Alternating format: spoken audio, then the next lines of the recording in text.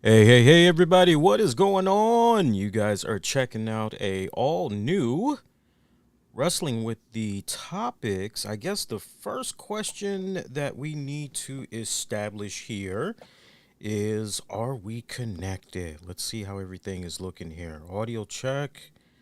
Audio check. That all sounds good. But the main question, yep, we are live. I'm just seeing a delay between YouTube because I'm watching the stream via YouTube. I'm seeing a delay via YouTube. And how is everything looking elsewhere? Everything's looking good elsewhere. What's up, everybody? Lee and Tammy Sanders here. You guys are checking out an all new Wrestling with the Topics for this Sunday of August 4th, 2024. We are a handful of hours removed from SummerSlam. SummerSlam is now in the books. I normally would piggyback off of Tams and get her thoughts on the pay-per-view, but sadly for Tams, she's at a great disadvantage because she only saw really one match and she pretty much was asleep for everything else. Now, look. We got to give her an out. I know some of you guys going to be like, damn, Tams, what's going on? Father Time catching up with you? What's going on? You had that old man nap? Like, what's going on? Well, not for nothing, but sister did have to get up pretty early in the morning for work, and so yeah. I feel where she was coming from though, because I said to you yesterday. You remember I said to you yesterday, I love sleeping in on the weekends because I pretty much grind overnight with my jobs on the road, that when the weekend hits, I like to sleep in. So my day won't typically begin until like 2 in the afternoon. No. Saturday, I was lucky if I slept from Friday night going into Saturday. I was lucky if I slept a grand total of 4 hours after I was done being on the road Friday night going into late Saturday morning. And I was going to keep sleeping, but then I said, oh, shit, SummerSlam weekend. Oh, it's here. Oh, yeah, well, I guess I got to go. And yeah, okay. So I didn't finally, I didn't finally go to bed until, so this is a true story. So literally after I was done doing the SummerSlam post show, I immediately grabbed my phone. I said to Tams, okay, I'm going out. I'm hitting the road. I'm going to go do my hustle. I did not get back here in the house until after 7 in the morning. And I slept until noon. Yeah, so kind of it's weird what's going on. But no, I feel you. I think what we're probably going to end up doing is me and Tams are probably going to sit down and watch SummerSlam together. Because look, I got to be honest with you guys. Very rare, I'm talking to everybody here, including Tams when I say this, very rare do I go out of my way to watch back a pay-per-view that I already experienced live in real time. This SummerSlam, and I am not exaggerating when I say this, was one of those pay-per-view joints where you go, wow, you know what? Matches was not only solid, not only was the production value solid, the overall presentation solid, but they created so many fun memories that you go, you know what? Yeah, 3 years from now, yeah, 5 years from now, 10 years from now, I'm going to remember a lot of stuff that happened from this pay-per-view. I'll still be talking about it many years from now because they did so much. They did so much. But the number one draw that I take away from SummerSlam is that they made it feel important again. They made it feel like this was a can't miss event. And I so desperately needed that because the past handful of SummerSlams, and I think most people would agree, it's felt pretty lackluster. There's nothing really monumental happening here. Yeah, maybe there's 2, maybe 3 matches that you're like, oh, well, that was good. but nothing really where you go, yeah. And I mean, just top to bottom, even looking at the middle card, there was something for everybody. There was a lot, even when you would be in a position where you would needle dick and scrutinize the card and you go, oh, well, for example, Bayley versus Nia Jax. You go, that match really wasn't, but you still go, you walk away from it and you go, yeah, but man, Nia Jax, she walked out of it, and for the second time in her career, she became a women's champion. Like, there was still something of a, oh, wow, that's kind of a cool moment. So, yeah, I'm definitely going to go back and we can watch it together. I'll definitely, pick your brain behind the scenes and all of that. But the little bit that you were able to see, what were some of your impressions, if any? Well, actually, the funny thing is I was kind of reviewing in my head once you said, well, this match or that match. And I actually remember telling you, these are part of what I saw. And then I remembered that I did actually see a few minutes of the Nia Jax and Bayley match. Overall, good presentation. For me, as far as, what I thought about it, in reference to what I saw, the funny thing is Lee actually started saying something, I don't know, I guess it's about 3, maybe 4 months out in reference to SummerSlam. Or maybe it actually wasn't. Maybe it's about 3. No more than 3. So it's like, the SummerSlam is coming up. It's not, I don't know how this is going to turn out because they're not really announcing a whole lot and it seems to be lackluster and I'm just not sure. So to hear you turn it around and say, this was really a can't miss, very solid production value, so on and so forth, makes me appreciate what you watched, appreciate what I watched in reference to the bit I did watch. Now, on the side note, just to rack it back a little bit, right? So, grant you, not only did I have to get up really early that morning, but I had made dinner and I had made myself kind of an alternated version of dinner, so it was kind of heavy. And let me tell you, between the fact that I had to get up early and the fact that dinner was heavy, just knocked me right out.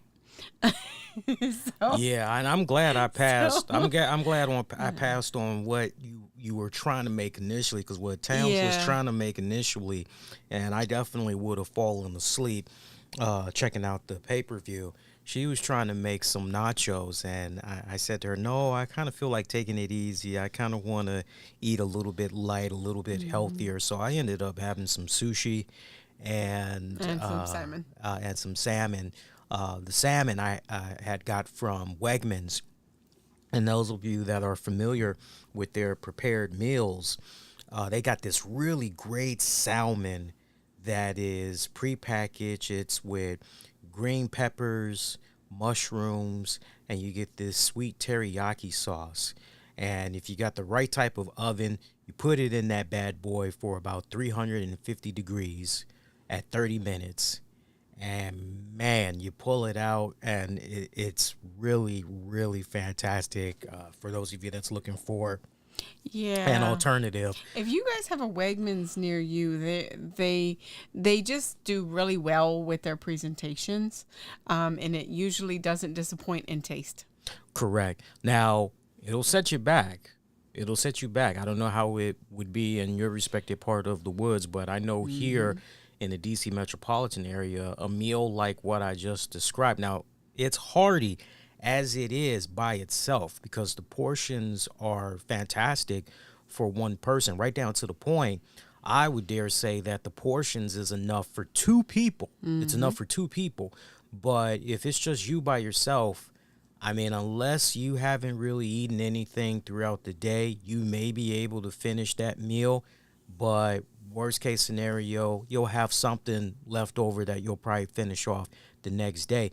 The meals can set you back. As out here in our area, a meal like what I just described, that's going to run you $15. Now, some of you guys may hear that and go, damn, that's pretty expensive, but you're paying for the quality, you're paying for the heartiness that you get from eating a meal like that.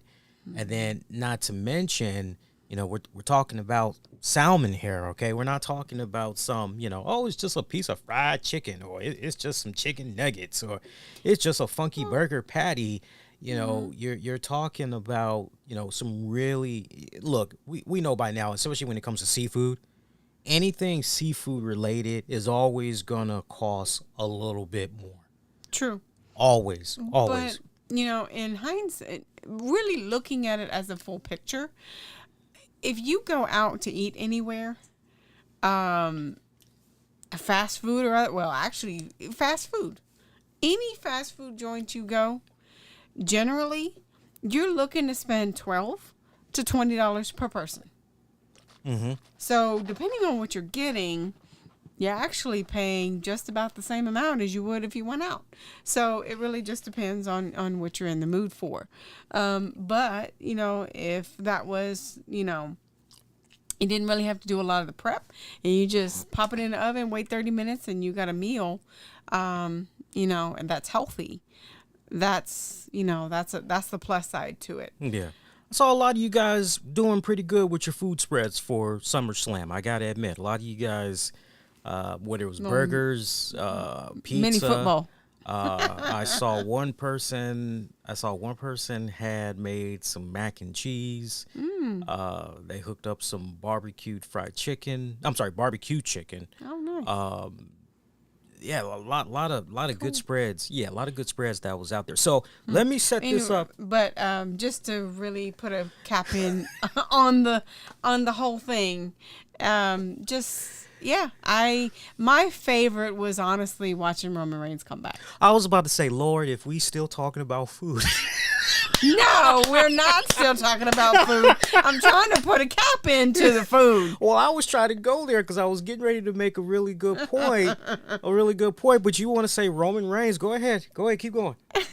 Keep going. So for me, in reference to my favorite part, was to see him come back and to see all the love and camaraderie that came about with the fans, not necessarily the talent, but the camaraderie that you saw.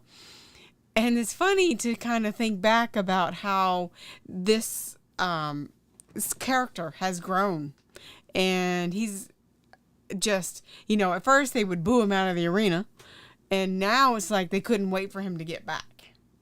So it's nice to see the evolution of the character. Yeah, I mean, it's still early for me. And I'm not saying that as a knock, but it's still early for me. So let me set this up properly, because I want to knock two birds out with one stone. And y'all know how I roll by now on this show. When I have a train of thought, I got to get it out there. Otherwise, if I forget, that's what happens when you get older. So last night, we were doing the SummerSlam post show. And shout out to those of you that actually were around to check out the initial live stream. We ended up having some technical issues when it came to that stream. Multiple times I was playing in the background with Restream, and I'm going, okay, why isn't this show going live? I was doing test runs before the actual show. I'm going, okay, why isn't this going live? Like, what's going on? Finally, I said to myself, well, let me try updating my drivers. Maybe that's possibly the issue. That was one of the issues, but then there were still issues with just Restream in general. I'm going, okay. I reached out to support. To this day, it's almost been a full 24 hours. They have not hit me back. So it's like, okay, you guys are useless. You say that there's 24/7 support, yet when it counts the most, y'all can't answer a simple question for a brother. Yeah, I won't be hitting you guys up again. And it's like, wait a minute, I'm paying you guys X amount of money a month, and for the 24/7 support, like, I can understand it if Joe Blow Flow is using a free version, but it's like, come on, I'm using your paid version. I have been a monthly paying subscriber for, my God, at least 2, if not 3 years now. And damn, y'all, I'm just, holding my balls, just wondering where the hell is the help. Like, okay, whatever. So I figured everything out once I updated the drivers. I said, okay, let's go live. We made it. No bullshit. You could not write this perfectly.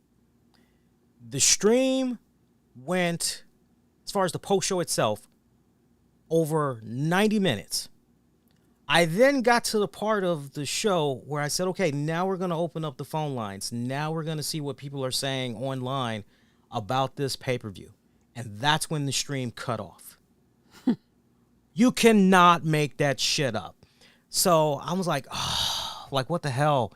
And then the other thing that I didn't like was, and nobody pointed this out that dropped into the stream. I guess their whole thing was, well, we can still see Lee, so it's all good. But, you've watched enough of my streams. You see how I have the nice template set up and all of that. Mm-hmm. So in the lower left-hand corner, as I'm going to highlight to you right here, so in the lower left-hand corner like this, like you see our Wrestling with the Topics logo, right? Right. You see where I got the Audible, Amazon, and Pandora, right? Okay, so basically go halfway from the left-hand side. Go halfway. Take your finger. Go halfway. Go to the S in the Wrestling. Go to the T in the Topics. That whole section, that whole squared section, you could see my browser. And I'm going, no, that's not, because I thought it would be cool if I could start showing people love, because people like to see their name and all that in the light and everything, in the limelight. So I decided that I was going to bring back highlighting people's comments. And when I was doing everything, I looked up a tutorial and all that. And it was like, I found this really cool guy who was pretty much, bada bing, bada boom. I'm like, oh, okay, all right, cool. What the motherfucker failed to mention was whatever your browser is on, that's what it's going to match. Don't you think that would have been something important to know? Heaven forbid I was looking at a naked picture of, I don't know, my wife. No, she knows better. She knows not to pose for, that shit said, nope, no video, no recording, no. She knows my freaky ass. But no, like, heaven forbid I was looking at some sensitive shit. Right. Luckily, all I was doing was, and look, I don't, no shame in my game, but, sometimes I need help jogging my memory. Sometimes I'll have the Wikipedia page open. So, as far as like the timestamp of the match, and I can verify whether or not, it was around that. No, it was actually a little bit more, sometimes I'll have a wrestling site browser open, just trying to stay on top of, news related information and all that. And then other times I'm going back and forth, checking out the health of the stream, making sure the stream is okay. So I'm doing a lot of multitasking, and people, if they were watching the stream, they're seeing everything that I'm doing while at the same. Now, some people will look at that and go, God damn, that's pretty talented, because I can't do all that, just blah, blah, blah, blah. Like, I can't fucking do that. But I thought, for me as a viewer, I just felt it was so distracting that I ended up deleting that stream. So if you guys want to get an idea of what I'm talking about, I do have it up on the Facebook show page, but I just thought it was just too distracting and everything. And I was like, damn, ain't nobody said this? There were people that were dropping by, leaving comments, and now one person said, Lee, I'm not sure if you're aware, but you're showing us your screen. They probably... one could have thought, well, maybe it was supposed to be that way, and didn't say anything. Yeah. But the stream ended. But the stream ended right when we were opening up the phone lines and all that. That's it. Open up the phone lines. Psych. Yeah. So I figured, like, okay, well, you know what? It's been a slow news week and everything, because normally we're all over the place when Wrestling with the Topics. I got a couple of things that we can get into, but I thought we would mainly show you guys love. For those of you that saw SummerSlam and you want to call into the show, I've got my phone handy right now as we speak. It's connected to the mixer. you guys can call in. For those of you that are checking out the episode description, or you see the chat, you see the phone number, you can call in anytime. Talk to us about the pay-per-view. Give us your thoughts and everything. For those that are listening and maybe they've, I don't know, it's kind of one of those things where maybe they have their computer or tablet handy and they got a phone in the other hand. You guys are more than welcome to call. The number to call, for those of you that want to call in, area code 240-540-7150. Again, 240-540-7150. Now, I only have this to ask of you before you call in. Think about what you want to say before you call in. I don't want you being nervous. I don't want you getting off on a rant. I don't want you doing a whole recap of the pay-per-view, because we've had people, one of the main reasons why we stopped doing the call-ins, a couple of things. One, we would have the same people that would, and this ain't no shame, but I'm gonna give it to you guys right between the eyes. We would have the same people that would call into the show, and they were recapping the entire, whether it was Raw or it was SmackDown or it was AEW, they would recap the entire show. Keep in mind, I've already done that for listeners for that show. So it's kind of like, why are we doing two recaps? Like, people that's tuning in, they're tuning in to hear Lee, but if he's going to bring, like, nobody's trying to hear somebody, especially, love you guys, but, we had some people that, unfortunately, the gift of the gab is just, I'll give you a perfect example. We would have one person that would call in, and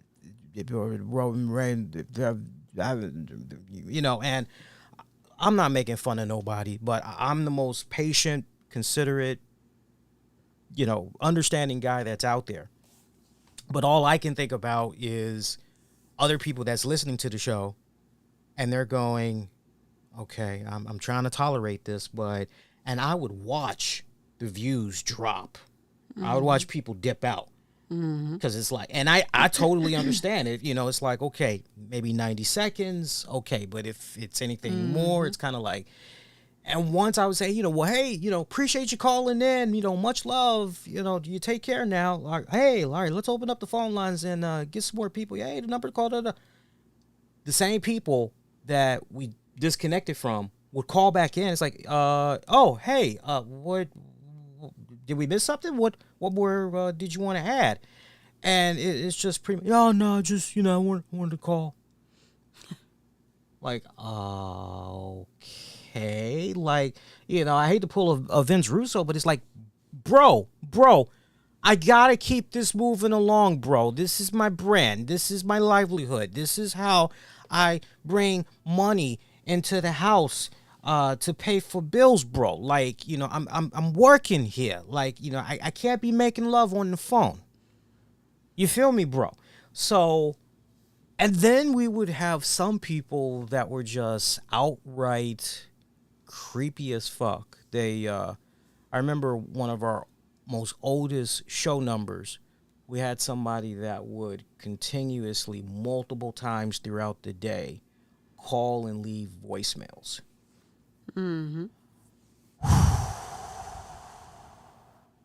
Boy, I just recently listened to a clip of Jim Cornette from a couple of days ago, where some motherfucker, remember, he lives in like Kentucky. No, he's either in Kentucky or Louisville. Well, Louisville is in Kentucky, right? Yes. Okay, so he's doing this thing, and he's dealing with his wife Stacy, like their in-laws came. He's dealing with a sick, I think something's going on with his mom. Nothing devastating, but he's concerned about her health and all that. So there's a lot of stuff that's going on. And 10 o'clock in the morning, some motherfucker comes up to his door. And he's like, oh, a package. Oh, okay. And the guy's like, hey, Mr. Cornette. I'm like, hey, how you doing? And getting ready to, the fan, it turns out it was a fan. Hey, my name is, and I came all the way from Virginia. I'm your biggest fan. And Jim Cornette just fucking lost it. Whoa. Yeah. Yeah, Yeah. that's creepometer. Yeah. First of all, how the hell did you find my address Yeah.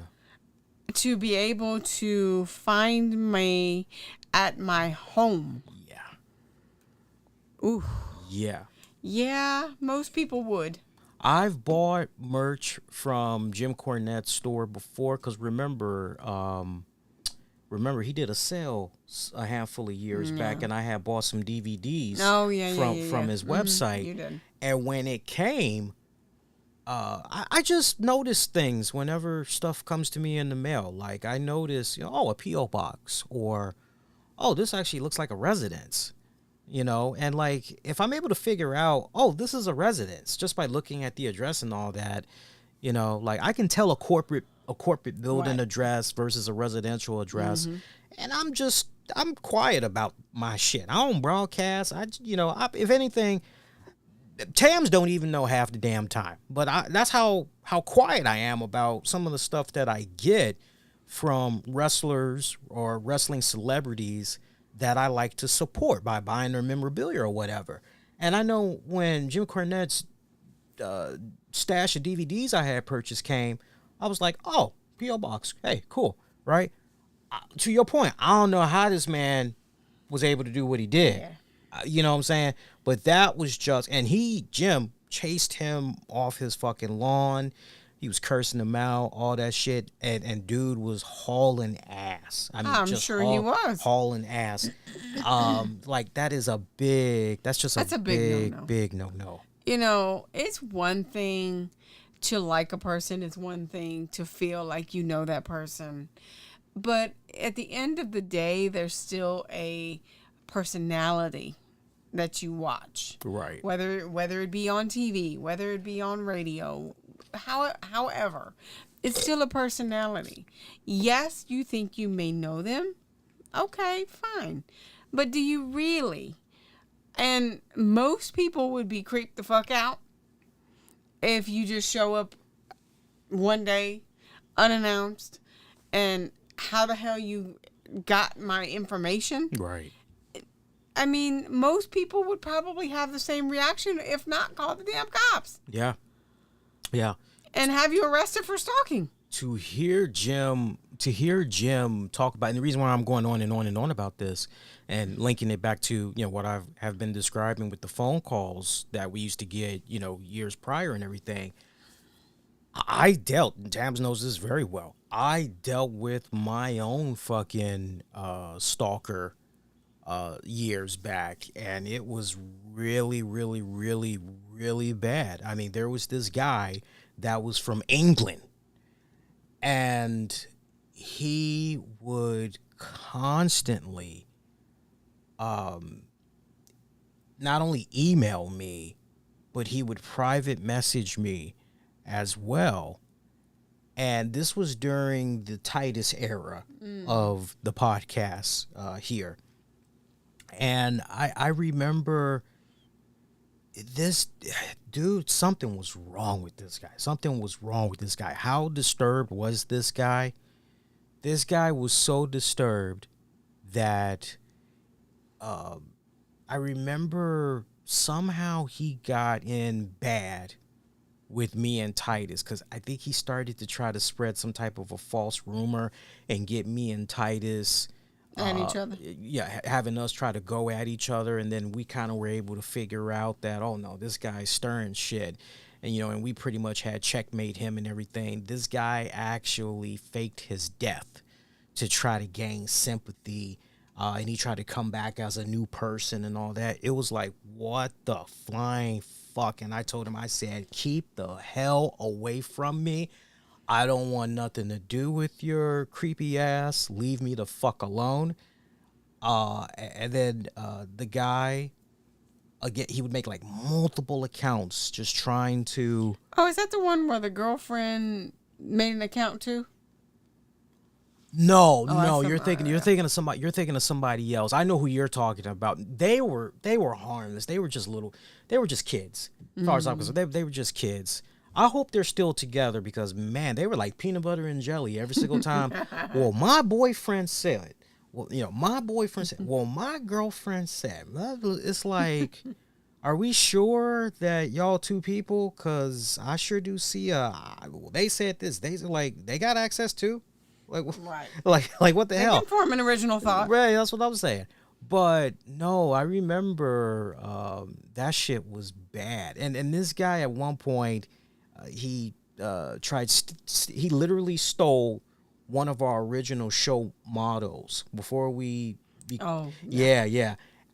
And he even tried stealing my thumbnail and just put his text over. I mean, he was trying. This was Mickey James, the psychotic, obsessive Trish Stratus fan on a whole new other level. It was bad. And I remember I had put this video together, exposing him and all that. And so many people in the wrestling community, particularly on YouTube, they were like, oh, Lee, thank you so much for putting that video together, man. Yeah, I've been having issues with this guy as well. And I remember there was a period where the guy was begging me to pull that video. And I'm like, no. I'm like, no. I was like, I'm not doing that. Like, no, fuck you. Like, leave me the fuck alone. And eventually I worked out a deal with him where I said, look, I'm going to put the video on private. It's like, I'm not going to delete it. It's like, I'm going to put the video on private. And what you need to do in exchange is leave me the fuck alone. That's what you need to do. And he was like, yeah, okay, no problem. I'm just trying to, move on. And yeah, but he was, people like them. And what happened with the with the Jim Cornette fan, you've got some people that honestly, I know many of you guys are hearing that and you're going, man, where's the common sense here? Where is the logic? And I'm here to tell you, believe it or not, and as funny and weird as this is gonna sound, some people lack that logic and common sense. There is not that comprehension. Like, how you have some people who, hey man, if you punch this person, they're gonna feel it. And there's some that, they don't have that, that mechanism. They don't have that in their DNA. Like they're missing. Like think of human beings as computer file systems. As once in a while you will come across a human being. Oh, it looks like you're lacking this particular code. or file. Or file. Or it becomes a case where the one system overloads all the other systems. Yes. If that makes, obviously, with using the analogy. Yeah. With the focus being so straightforward that the logic and everything else that's supposed to go with it goes out the window because they're so focused on that one goal. Right. Creepy as yeah, that's creepy. Yeah, it's creepy as fuck. That's creepy. I'm letting you know right now, I carry a gun. Tams has seen it. She knows I have a gun. Try that shit. Try that shit over here in DC. Try that shit. I'll shoot first and ask questions later. I feel so sorry for your mother. No, like seriously, yeah. Don't even try with my black ass. That's all I gotta say. Yeah, just weird. I was quite taken back by that, and just the visions that I had afterwards. I was like, because that could have ended. He's very lucky. That was the first thing It that I ended very badly. Yeah. That was the first thing I said to myself after hearing what Jim said. I said, that fan is very lucky because he could be dead right now. Yeah, because he lives in a place where 9 times out of 10, there's probably not a whole lot of houses right by him. Mm-hmm. So you probably have some space, is what I'm saying. Mm-hmm. And when you have space and you're in Kentucky, Most times there is some form of artillery. Yeah. Hell yeah! In Kentucky? Yes, that's what I'm saying. I'm pulling a Charles Barkley. Hey Ernie, you know the best part about Kentucky? Leaving Kentucky, Ernie.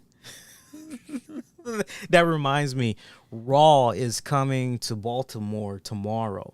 No, is that right? I was strongly considering going to the show, but then I said, yeah, you ain't gonna catch my black ass in Baltimore. Not by myself. Not by myself, though. I'm going knee deep with a fucking crowd. Fuck that. I'm going with my crew. I'm going knee deep. You ain't gonna catch my ass going to Baltimore by myself. 1 minute. Let me tell you. Look. 1 minute Baltimore is all, oh, this is nice. Look at these homes. And then the next minute you see tricks. And ghetto. Motherfuckers running up to your car, cleaning that bitch, Yep. expecting and some money. $3. Yeah. I mean, they literally are jumping on the hood of your fucking car trying to clean that bitch. And you're going, and you're waving your hands going, no, I don't want it. And they still doing it anyway. And you're like, well, I'm sorry, you ain't getting nothing. Right. Because first of all, I ain't rolling my window down. Yeah. But it's so funny for those of you who can relate to this, and in some in inner cities that way too. But in Baltimore, you are in the harbor, and the harbor looks like anywhere in middle America, downtown DC, nice. You know, you've got all these spots and so on and so forth, good eatings. They got the aquarium, all that. And you go 2 blocks north, east, south, or west. It is absolutely crazy. It looks like you went from great atmosphere to the red light district. like a scene in RoboCop. Yeah. Like a scene in RoboCop. It's honestly uncanny. So there's a story, and I actually told Lee this actually a couple weeks ago. I was in Baltimore. We had a conference for Mary Kay many years ago. And I wasn't driving at that point. And this is before Google Maps. So it's been a few years. And so you pretty much had a Magellan or a Garmin, if you had one at that point. Or you relied on your memory or your sense of direction. Well, let me tell you, that night, the sense of direction was a little off. And so we're supposed to be in this nice little section where this nice little hotel is, and this is after 7 o'clock at night. Do not be in Baltimore after 7 o'clock at night unless you're in the harbor and you're going right to your car. The freaks come out at night. Freaks come out at night.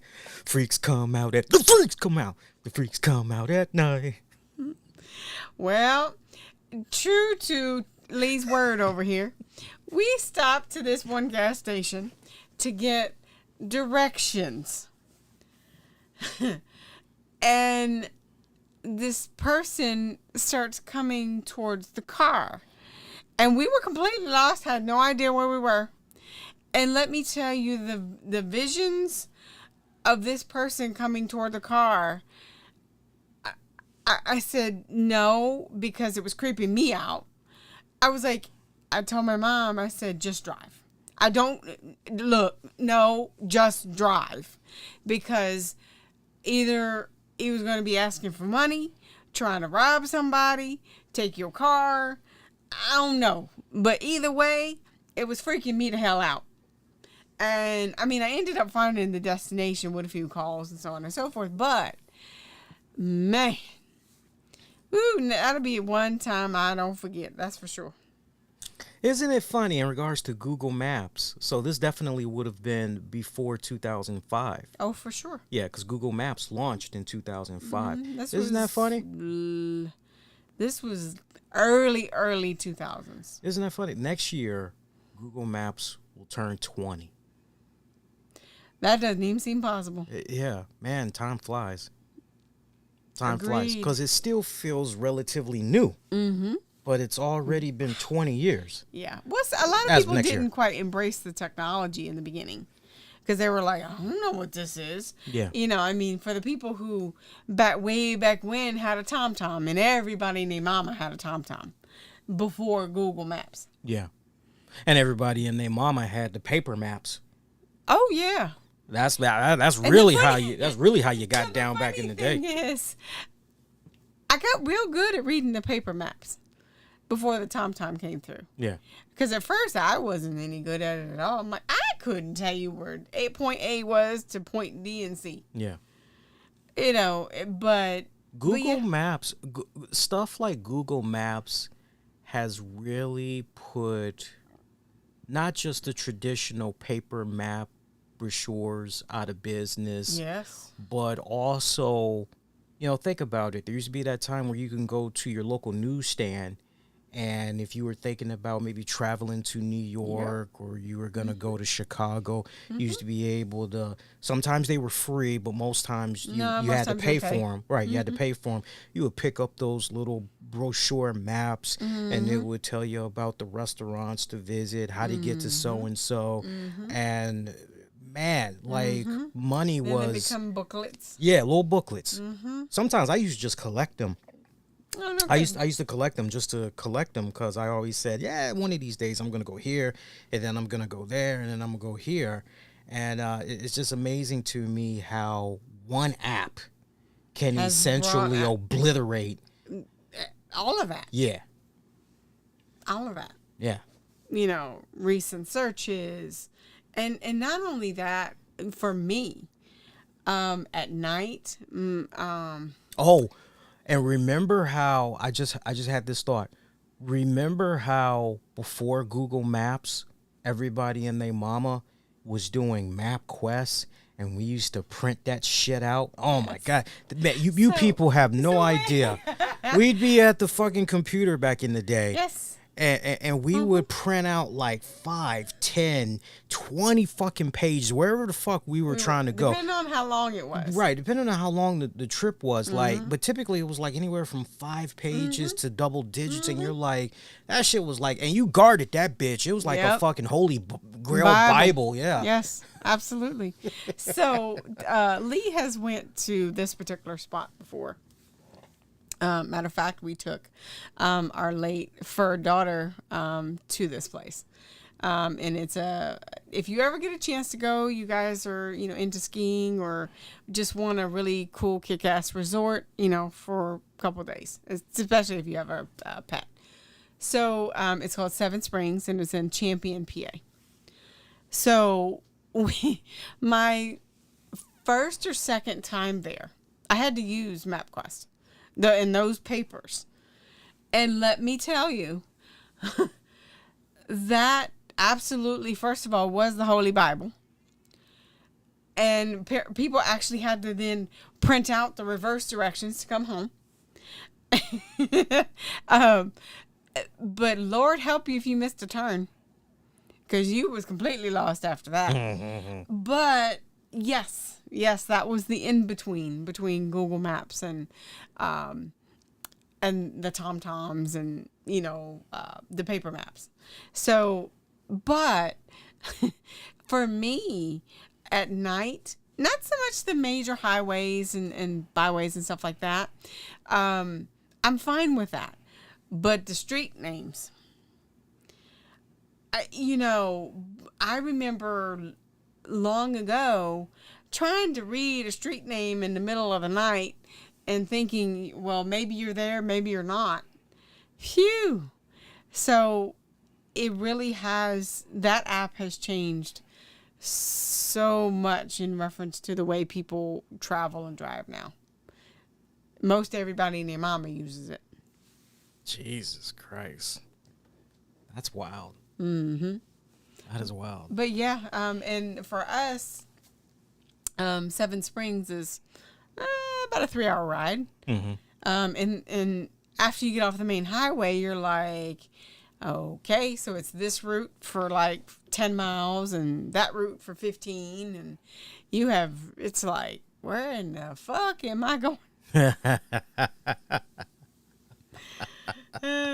But it's a nice ride. Let's go to cagematch.net and let's look at some of the comments. We're going to combine some of people's thoughts about SummerSlam with the very latest from our polls. Our polls are still open for those of you that have not voted yet on your thoughts about SummerSlam. Twitter at the RCWR Show. YouTube.com/the RCWR Show. And click on posts. It's no longer called community. It's now called posts. I hate that. I liked it. I like hearing community. It's got a wholesome, hey, family. It's got, just posts. Posts. Heartbreak Kid 2003 gave it a 6 out of 10. Fine enough show. Nothing offensively bad, but nothing that really stood out.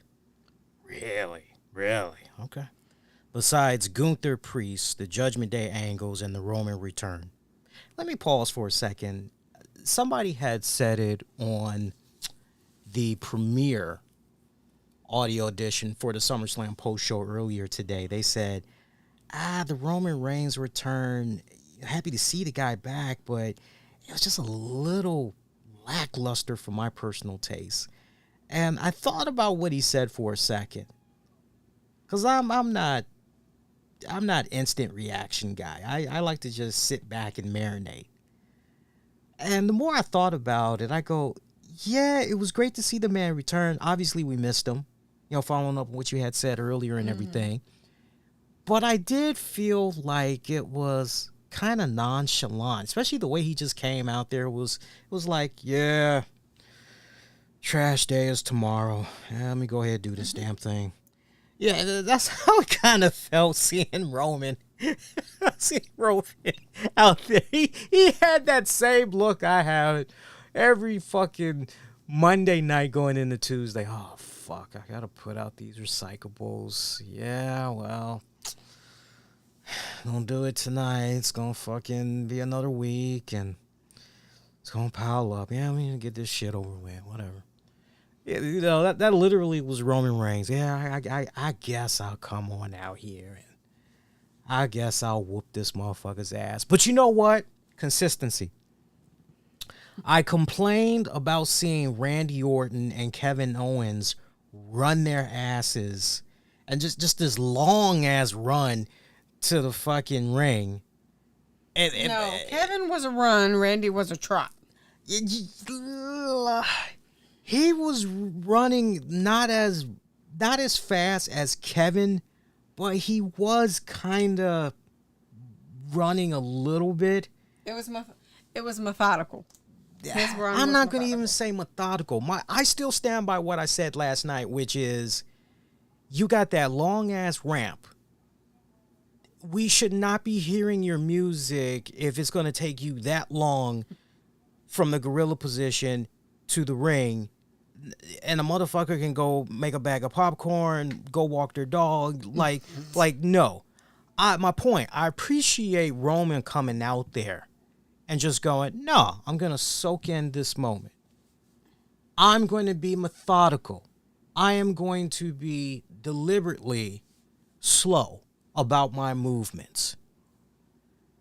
I appreciated him doing that. I really, really did. But that's still, I have a crawl in that, because I wish that the way that could have been laid out, as soon as the Bloodline guys heard whoever's music, I wish they would have just charged at that motherfucker. Don't give that motherfucker an opportunity to come out. Hey, how's it doing? Oh, hey, how you doing? Yeah, I got time to do an autograph real quick. How you been? You all enjoying the show? Like, don't give a motherfucker all that damn time. Hurry up, charge their ass. Meet them halfway. Knock them out. All that good crap. Anyway, Heartbreak Kid. I think why fans are gonna give this show high ratings would mainly be for the Roman return and the title changes, because the actual in-ring matches themselves range from bad to good, with Gunther Priest being the only real good match I'd recommend from this show. I do appreciate that Triple H finally booked a more unpredictable and interesting pay-per-view compared to the most of the other pay-per-views he's put on this year. Felt more inspired instead of the usual bland booking. Fine enough show, but I won't be coming back for much of anything from this. Seeing people hype this show as a top 3 is hilarious. Though. Yeah, I agree with that. I wouldn't say, especially when you're like looking at 2024 in general for WWE. I mean, it depends. If you want to say as far as WWE marketing, revenue, success, sure, go ahead. I'm sure they will check off all of those boxes. And to Heartbreak Kid's point, yes, there were a lot of moments, definitely unpredictable the way things had played out. But to say that this was, the top 3 shows of the year, look, we still got a handful of months to go. My whole thing to people that's already jumping out there saying that, like, hold your horses, because we've got like less than 6 months left, or 6 months plus of 2024. Like, what's going to happen when, and then you go, oh, let me revise that. Like, no. So, well, the funny thing is to piggyback on what you were saying, is I remember, obviously, waking up at that one, at a few points, and one of the points that I woke up, I said, so how is the pay-per-view? And Lee said, well, it's pretty good. I said, so what surprised you? Any good goose eggs? Any good, hey, man, that was that was fantastic. Something that was like a wow. And you basically said, well, there was a couple of good points, but nothing that was like, wow. Like, I have seen Lee watch a pay-per-view, and some pay-per-views are like, yeah, that was good. Yeah. And then I could be downstairs getting a snack or taking out the girls or whatever, and let me tell you, I hear a wail throughout the whole house. Example, CM Punk returning. CM Punk returning. Example, exactly. I hadn't been that fucking excited since seeing the Eagles reform. Right. Yeah. So, is in reference to, now I'm not saying that every single pay-per-view should have that type of thing, but your 3 main? 4 main. But really your 2, because it's WrestleMania and SummerSlam. Obviously the winter months, it's Royal Rumble and Money in the Bank. Survivor Series. Yeah. And so, those 2. But in reference to your summer months, those 2 are your 2 big draws. This is what's getting asses in seats. This is what's selling product, so on and so forth. Why not? Wow. Well, I think Heartbreak Kid is being, and you guys can sound off if you think Heartbreak Kid's got it right or if he's being too critical. But, now that it's pretty much the day after, I know I gave the pay-per-view 8 out of 10, and I said a B-. I said I wasn't going to go higher. I wasn't going to go any lower. But I still stand behind what I said from yesterday. I'm still sitting at a B- overall for it. I think, yeah, you definitely had some pleasant surprises that was in there. There honestly was not a bad match. I still feel that in regards to Bayley versus Nia Jax, if I had to look at all the matches on the card and go, okay, look, and I appreciate Nia Jax, but this match was so to the point, let's make this a pre-show. The rest of the card, no problem. I think most people, if they would have heard, okay, Nia Jax, Bayley pre-show, they'd have been like, okay, all right, cool, whatever. Mm-hmm. But the actual card, You know, your actual card, fine. So, Core Spoon gave the pay-per-view a 5 out of 10. One of the better SummerSlams, but the bar is set extremely low. It was just a glorified Raw SmackDown. Predictable results with only 78 minutes of wrestling in a nearly 4-hour show. Well, when some of that time is taken up by Jelly Roll and you know, you've also got the deliberate ad pauses so that they can get in about 5 minutes of advertising. Lord only knows what's happening in the ring or around the arena with whatever WWE is doing during that time. Lord only knows what's going on. But I wouldn't say predictable results, because I know for all my picks, and let me actually go back and look at the card here. I have it loaded up. I'm looking at the card, and I can tell you that 1, 2, 3, 4. I only got 4 out of the 7 matches right. Only 4 out of... I remember paying attention to my friends in the podcasting world and also, you know, some followers, and there was only but a handful of people that I was able to see that actually went on record and said, hey, as far as my predictions go, I got every single one right. There were more people that got it wrong than right. Then that becomes less predictable. Right. Like, for example, Damian Priest versus Gunther. So many people had Damian Priest retaining, including myself, because WWE is going to Berlin later this month. And we all were under the impression, okay, well, if you're going to do a title change, Gunther's from Germany. Okay, why not do it? Why not do it there? Why not do it there? So, yeah, he's going to do the retain. And then the other impression was, well, you know, Damian Priest, he just did the one-man show SummerSlam weekend. Yeah, why not, you know, have this guy continue to, you know, power forward, go into the Germany pay-per-view. So a lot of us were under the impression leading up, yeah, Damian's got this, like nothing's going to change. Some people went with the idea of Solo Sikoa defeating Cody Rhodes for the championship because they felt that Roman Reigns, his return had to be, oh my God, and people felt that he was going to fall in line with the new tribal chief against his, you know, better judgment, whatever you want to call it. It's just, okay, hey, he failed when it counted the most.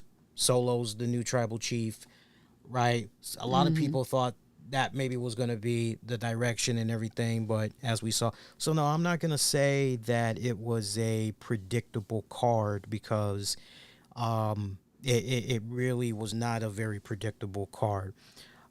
2 matches basically running with the same storyline and finish, with Dom and Finn turning and doing the same thing. It's the same thing, but it's entirely different. You look at the Dominic, Rhea Ripley, Liv Morgan situation. Here is essentially Liv Morgan saying, look, I will not only treat you as my equal, but I'm willing to treat you with respect, and I'm willing to do any and everything to please you. Don't you think it's time that you got pleased? Don't you think it's time for you, right? You know, I had the whole analogy down yesterday where I was crude about it, but I basically said Dominic is tired of getting pegged. He wants to do the pegging for once. You know, he's always getting pegged by Rhea Ripley, right? So it's like, you know, he wants to, you know, he's tired of the whole ball in the mouth and being on his hands and knees. He wants to be the, you know, yeah. So all I'm thinking about now is how Stella got her groove back, thanks to you bringing that up earlier and shit. 50 Shades of Black, whatever, blacked.com. Anyway, so spicy. Anyway, so you look at that dynamic with Dom Mysterio, Rhea, Liv. Balor is totally different. Balor is different from the standpoint of that World Heavyweight Championship. Like, trace its roots, whatever you want to do, right? But that championship, it's eluded him. Whether you want to look at that particular championship or you want to look at the WWE Universal World Heavyweight Championship, just the world title in general, it has continued to elude the hands of Finn Balor. And you could essentially say that what happened with Balor was the culmination of envy, of jealousy, and just great disdain, resentment, right? You can look at it from so many angles, right? So similar paths, but they do diverge. And I have a strong feeling that as we go into the next batch of weeks of programming, those stories are going to be flushed out even more. But we saw these coming from a mile away. And not for nothing, but some of us did try to prepare you all for this. Only one match did not have interference, Bron and Sami. Wait a minute. Is that really true? Let me look at the card again and just marinate. Yeah, interference.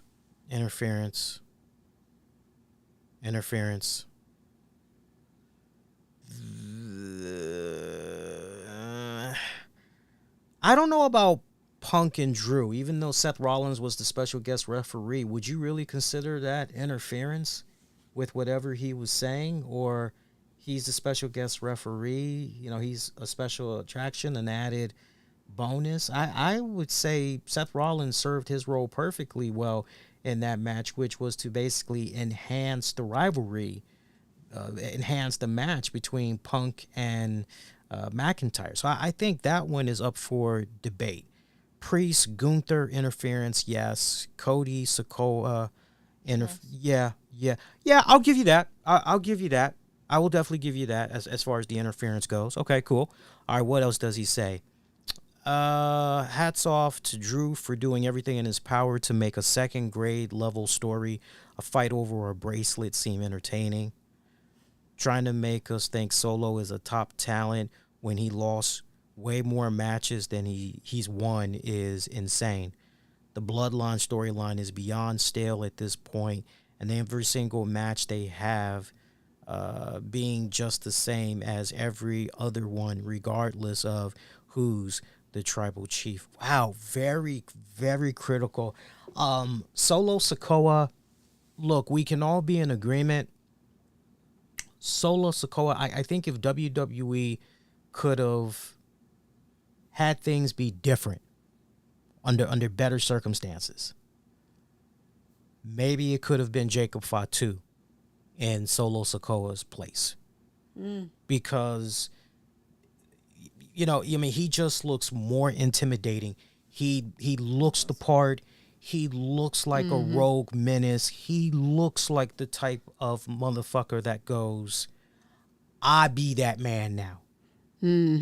I'm that jigga, okay? I said jigga. Right? I be that man now, right? Whereas it looks like more of a match. Yeah. Up in reference to, okay, yeah, this is something that you would essentially go, okay, that's believable. Right. Solo, I honestly, no. Yeah. For me, he looks like a glorified whatever actor.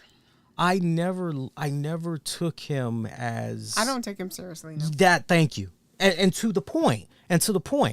Remember the last burning image, and I'm going to show Tams this picture, because I know you didn't see this. No, I did. You did? So the last burning image you get of Solo Sikoa is him on his ass, crying like he fell off of a goddamn tricycle, and he made a little boo boo. Right, but the one before that looked like, oh shit, I got caught by Daddy and my hand in the cookie jar. Yeah, he became a comical character overnight, and I don't think that's what creative intended. That does not instill tribal chief in any form, fashion to me. Nah. I can't wait to see what happens with the bloodline going forward. I can't wait to see what happens with the Roman Reigns character going forward. You know they're gonna do a third act between Roman and Cody. You know that's definitely coming. Oh yeah, that's coming in the pipeline and everything.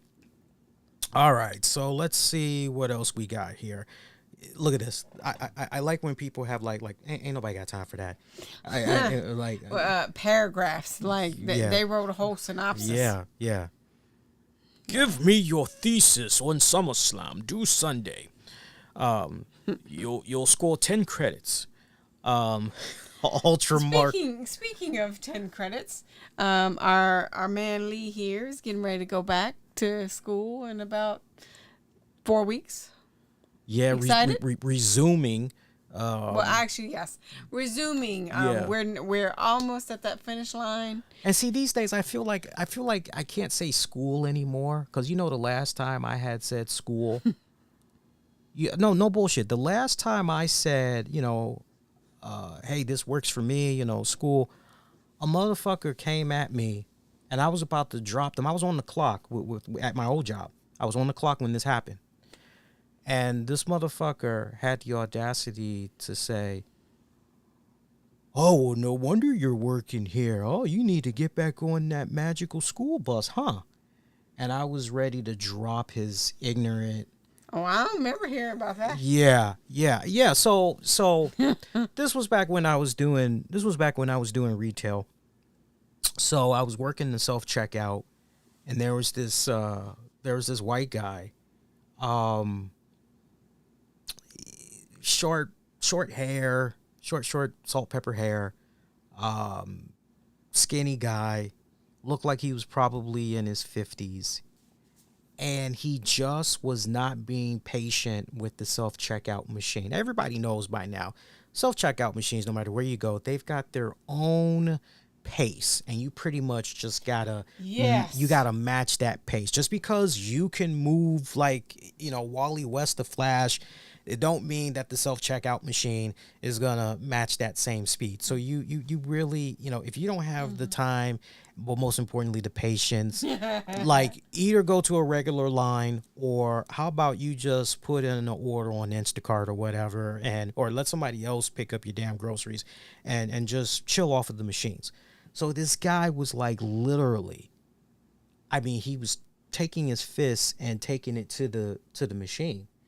And I remember I walked up to him. I said, "Sir." Can we say anger management? Yeah, I said, "Sir, it's not that serious." It's like, let me help you out and everything. And it was so long ago, I can't remember what he said. But I remember he was bitching about the whole situation and everything. And I was agreeing with him and all that. And there was something else that he had said, and it made me go, yeah, I hear you. I'm like, hey, man, look, I'm just doing my thing here. It's like, but, I'm doing my side hustles outside of this place. I'm resuming my degree. I'm doing my school. And then he came at me with that fucking comment, and I just gave him this evil look, and he followed up saying, okay, let's go. 1, 2, 3. and then I overrided something that was on the screen. And, and he goes, and I can't stand this shit when white people do this. No. It sounds funny, but I'm dead serious. Speaking as a black person, white people never do this. When you are being condescending and all that other bullshit, never follow up by saying thank you, brother. Because we know that that is not coming from a place of endearment and sincerity. We know that you're essentially pulling the race card when you do that. That's basically you saying, you know, hey, you black, whatever. Why don't you just come right out and say, thank you, my nigga? You know, why don't you just go ahead and say that? Because that's literally, and I told him flat out, I said, I'm not your brother. Not after the previous comments, no.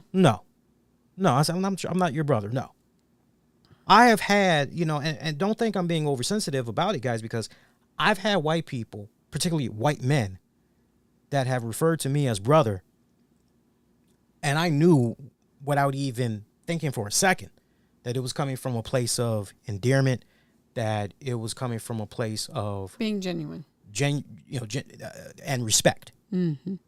Whether, I mean, shit, I have had, you know, when I've worn my kufi hat or whatever, or a person sees my Malcolm X tattoo, I have had white people say to me, Assalamu alaikum. And I go, Malaikum salam. Right? But that whole aura, it was just, so it burned an image in my head where I go, if I ever say anything in regards to my school, I'm being specific and I'm going to say college. Mm-hmm. That way a motherfucker knows that. No, he was being condescending because he was throwing an adult temper tantrum is what was happening. Oh, yeah. Yeah. When I look back on it now, yeah. And he essentially was being condescending because you weren't, I guess, throwing a temper tantrum with him or helping him. I don't know what the expectation was from his perspective, but he was absolutely throwing an adult temper tantrum. Yeah. I mean, when you essentially have the gall to essentially start beating on the machine, let me tell you, we all know, and well, maybe we all don't, but majority of the people who live in the DMV know how annoying the freaking self-checkouts are. Matter of fact, I had to deal with that this morning. I went to self-checkout because I was just like, yeah, I just have a few things. So I don't really want to bother with a line. And the bull that you have to deal with because it does not go as fast as you or whatever thing, you know, the weight, or it doesn't feel that you put something in the bag or whatever have you. And the annoyance that somebody has to come and basically tell the machine that, yes, you're doing it right, mm-hmm. is fucking annoying. I get it wholeheartedly. But that is no reason for you to take it out on the person that's trying to help you. Mm. And hell, I was getting an annoyance from the lady who was having to go bloop. And I felt bad. And it's not even me. It's the fucking machine. You know, and it's like, well, damn, you know, and it almost makes you feel a little bit inferior, like you're doing something wrong, but really you're not. Mm. But it's still the same thing. But I didn't go, well, you know, you should have moved a little faster, or, well, you do it because this isn't working for me. Mm-hmm. I mean, that's the equivalent of what you got. Mm-hmm. And the fact that, man, that would have burnt my ass so bad. Oh, my experience? Woo. Yeah. Well, you know me.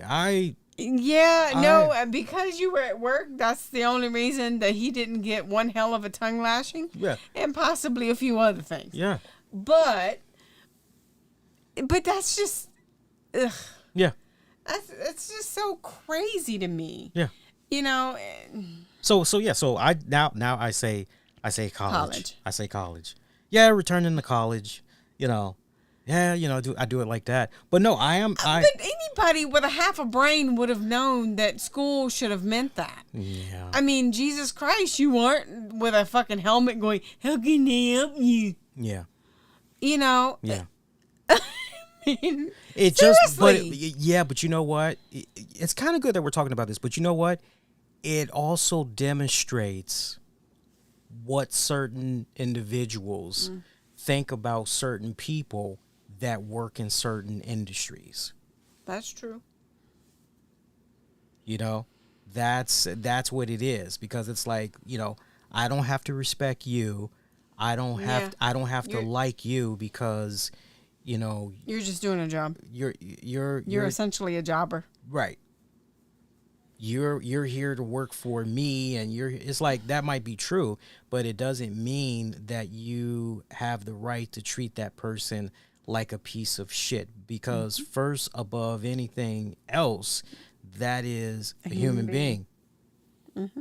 So if somebody is killing your assholeness with kindness and they're being respectful to you, then it And makes, then you just become more of an asshole. right. Then it's kind of like, well, what does that say about you? They don't know because in the moment they're just wanting to be an asshole. Right. But the funny thing is how quick people forget. You were there at one point when you were younger or older. I mean, hell, let's be honest. Half of the people that are in this society right now and middle class can't afford to retire right now. Especially if they haven't planned for it. And they're working between 55, 65, 75 and up. Whether they be a door greeter, whether they be doing, going back to essentially get a little extra pocket change or make ends meet. So you don't know what that person's situation is. The funny thing is, if they're taking the time to help you, whether it be at your job or not, just shut up. If you can't be nice, just shut up. Yeah.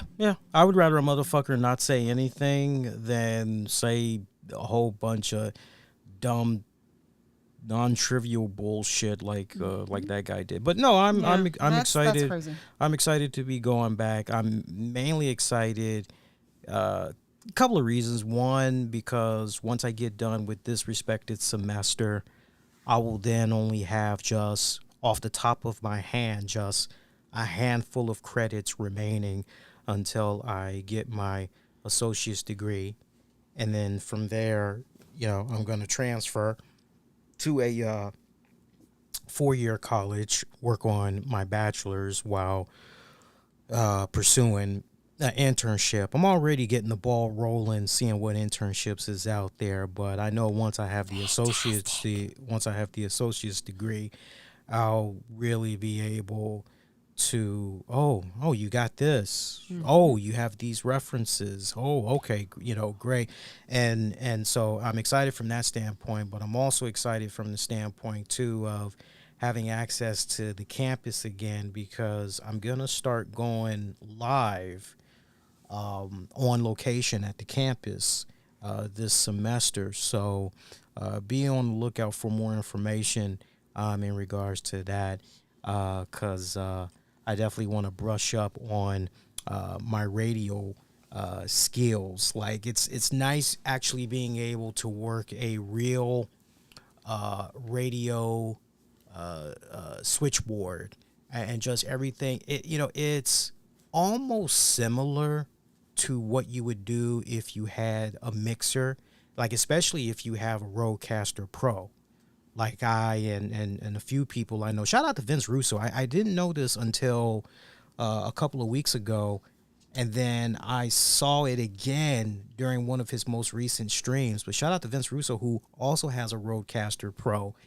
And, that's really, as I was telling my professor last semester, I said, the Rodecaster Pro. And she was like, tell me about that. And I told her, and I showed her images of it, and I was like, yeah, it literally does. And she was like, Rodecaster Pro? I said, yeah. And so I can see her Wheels turning. Her wheels turning, because she's always trying to stay on the latest stuff that, people are playing around with and everything. That reminds me, I got to make sure I stay on top of the textbook supplies and all of that. Didn't mean to go off on that rant. Ultra Mark 1. A really, really good show, and second best of the year, in my opinion, behind Night 2 of WrestleMania 40, which will take some beating, but the main focus of this show was the top-tier storytelling, which improves a match massively. Ultra Mark, you get it. You get it. When the in-ring work is lacking, and it proved so in this show. But it feels like this show was a reset for Triple H as they crowned 4 new champions going into the post-SummerSlam phase.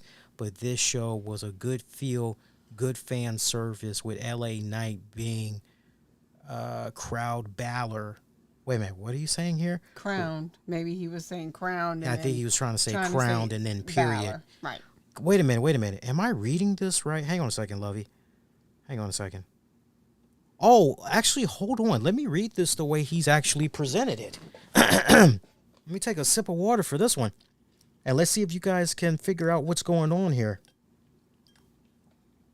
A really, really good show and second best of the year, in my opinion, right behind Night 2 of WrestleMania 40, which will take some beating, but the main focus of this show was top-tier storytelling, which improves a match massively when the in-ring work is lacking, and it proves so in this show, but it feels like this show was a reset for Triple H as they crowned 4 new champions going into the post-SummerSlam phase, but this show was a good feel fan service show with LA Knight being crowned, Balor turning on Priest, and Roman returning, and many more. This was a big pay-per-view for Triple H as last couple had been lacking, but he proved the doubters, including myself, wrong.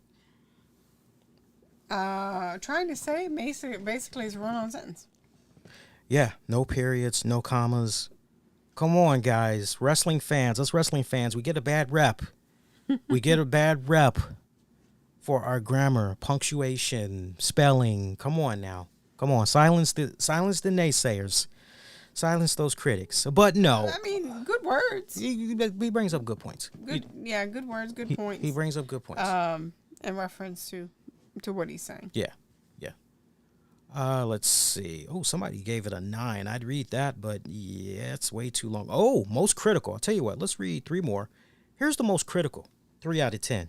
From Zooey.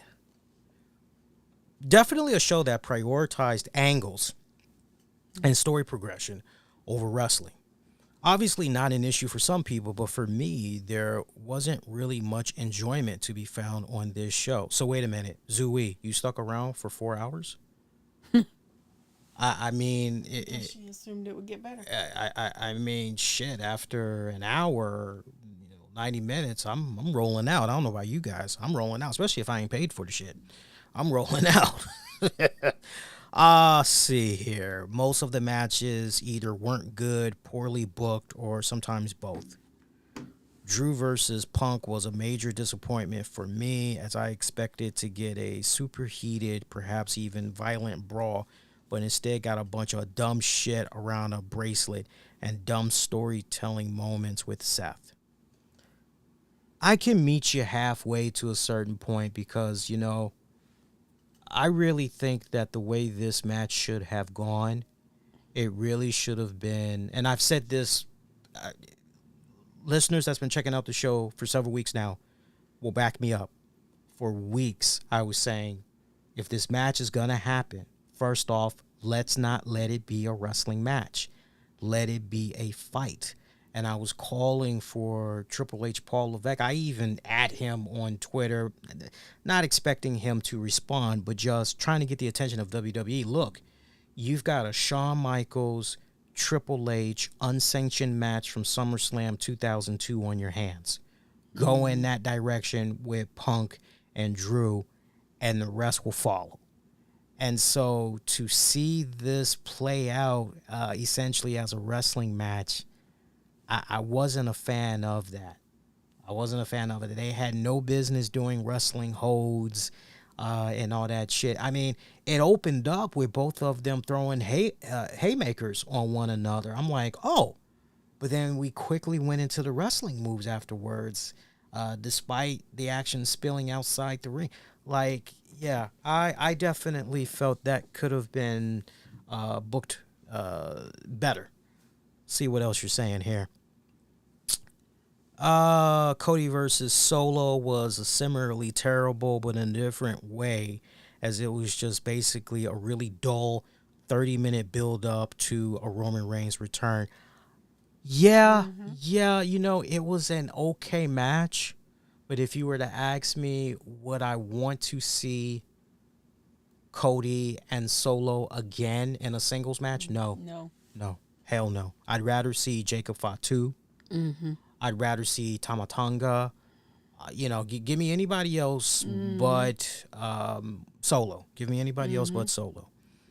As for positives, there aren't many, but I enjoyed both the Nia versus Bayley match and the Priest versus Gunther match. They weren't great or anything, but they were both leagues above the rest of the show. I can understand why this worked for some, but as someone who values quality wrestling on their wrestling show, this was a pretty tough watch and easily my least favorite show of the year. Match of match of the night. Damian Priest versus Gunther. Yeah, I remember giving that match a lot of praise, saying that one was definitely the match of the night. Somebody actually gave it a 10 out of 10. Della Rhea 63. Awesome show from start to finish. I was going to give it a 9, but I changed it to a 10 because what the fuck is this rating? 6? Really? It seems like the new rules for tribalism on this website have no effect. How on earth is this show a 6? Well, I'll see that question and I'd say raise, but I'll lower it for you. How can somebody rate the show a 3? I mean, like if you're on a date with somebody and you realize that they smell really bad and they didn't bother to, hook themselves up, they didn't bother to wash down there and all that good stuff, are you really going to stay with them for 4 hours? Probably not. You're probably gonna Make your exit. you're probably gonna dip after about 45 minutes, maybe an hour if you can tolerate it, right? I mean, if you're at a restaurant, right, that's a little bit too, extreme. I mean, if you're at a restaurant, this food is terrible. You're not going to continue to just sit there and eat it, are you? I would think not. I would think not. How on earth is this show a 6? This is the most severe rating for a show that I've ever seen here. Okay, well, let's talk about you. All right, here you go. All the matches except for the IC title one were great, with a lot of OMG moments, both in the ring and outside. Those outside OMG moments made this show unforgettable. 2 low points, the IC title match, which was awful, and the excessive sponsorship and publicity. That's why initially I was going to give it a 9, but hey, this rating is such a shame that, yeah, I'm giving it a 10 because it is much deserved for everything the talents gave us tonight. Well, bless your heart. Bless your heart for going with a 10 and all that other good stuff. Look, we're talking about the biggest pay-per-view out of the year. Della Rey may not understand this and appreciate this, but they will when they get older. I'm assuming that they are a young person. But let's talk marketing, promoting, business, okay? At the end of the day, WWE, what is it? It is a business. What is TKO Endeavor? At the end of the day, they are a business. So, with that business comes responsibilities, right? So if you are able to work out these deals with sponsors that want to promote their shit on your platforms, and they're willing to give you X amount of money, okay? I don't give a flying, you know what, if I got to run their joints every 3 minutes. They are our sponsors. They are our advertisers. They are putting money in our pockets, which essentially, when you look at the whole ecosystem, it's eventually how talents are able to get, maybe those bonuses, or it taps into, their salaries and whatnot, right? Like we relate to this so well. I know sometimes, I know, in all honesty, we get a bad rep sometimes for our listeners that check out the shows for on demand and on the downloads. I'm talking about the audio version of the shows, because there will be times where, like right now, there is at least 5 minutes worth of ad slots that we have from our sponsors. And if you listen to the audio versions of those shows, you'll hear all the advertisers in those first 5 minutes. Those first 5 minutes. And I do that because, number one, I want to make sure our advertisers get the best prime real estate that's possible and having their ads play for sure. And our listeners are able to hear those ad placements for sure. But how do I make up on the end of that in regards to those first, 5 minutes of the ad slots? Well, typically, once you get past those first 5 minutes, and look, not for nothing, but motherfuckers know how to fast forward. Push come to shove. They know how to fast forward through ads. It's 2024. You don't know how to fast forward through an ad by now. That's on you. But how are fans rewarded? Well, after you get done with those 5 minutes of the ads, that's it. You get to enjoy the show uninterrupted. When you look at Netflix or you go on Amazon, you're checking out Free shows on Amazon, or correction, Prime Video. When you're checking out shows on Prime Video and you're looking at maybe classic Hawaii Five-0, or what's another one, Sanford and Son, or you're looking at what's another one that's on there, Columbo. Some of the stuff is presented to you through Free. And so you got to sit through X amount of ads before you're able to enjoy the show. I know I was watching Rocky on Prime Video off and on the past couple of nights. I never get tired of the movie. And it's kind of cool to fall asleep to when I'm trying to, really relax and mellow out and everything. And the way Prime Video operates now with the movies, unless you pay a higher tier, hey, enjoy these ad breaks and then enjoy your movie without any further interruptions. And they usually have you sit through about 3-4 minutes of ad breaks. So I do reward the listeners right after they get done hearing all of those. But at the end of the day, this is a business.